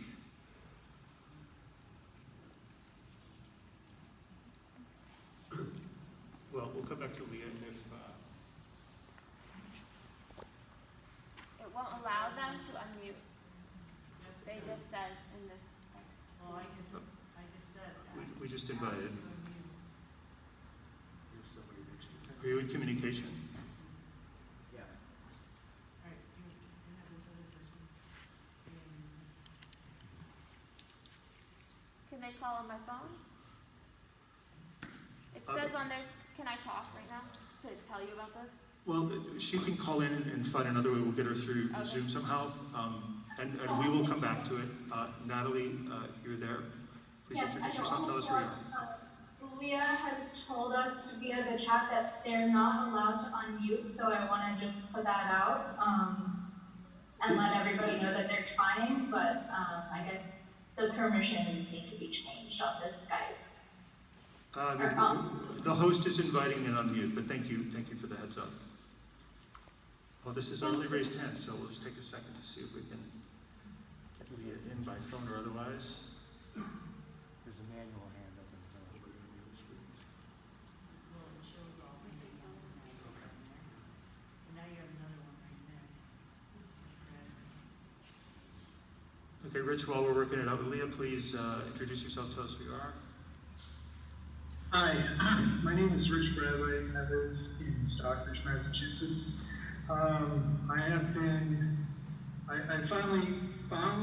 fondly think of myself as a product of the arts program of the Berkshire Hills Regional School District. I've worked in the cultural nonprofit sector for the better part of 25 years, 14 years of which I've worked for Tanglewood, arguably the largest performing arts venue in Berkshire County. And what I want to say about that is that despite being important to this region and being an important cultural and financial influence on our county, it's beholden to the rules of the land. And I think the reason why we're here today is because the Foundry is operating a commercial entertainment enterprise without a permit. And we need to resolve that situation so that they can conduct their business. But what I want to point out is that there's been this argument on the Foundry's behalf that the reason why we're here today is because of the pandemic. And I won't argue that. But I would also argue that Truck is here today because she's also dealing with the pandemic. Truck's Point Express has operated for 40 years on a premise of offering authentic Vietnamese cuisine that is cooked in a manner that is authentic to the people that come from Vietnam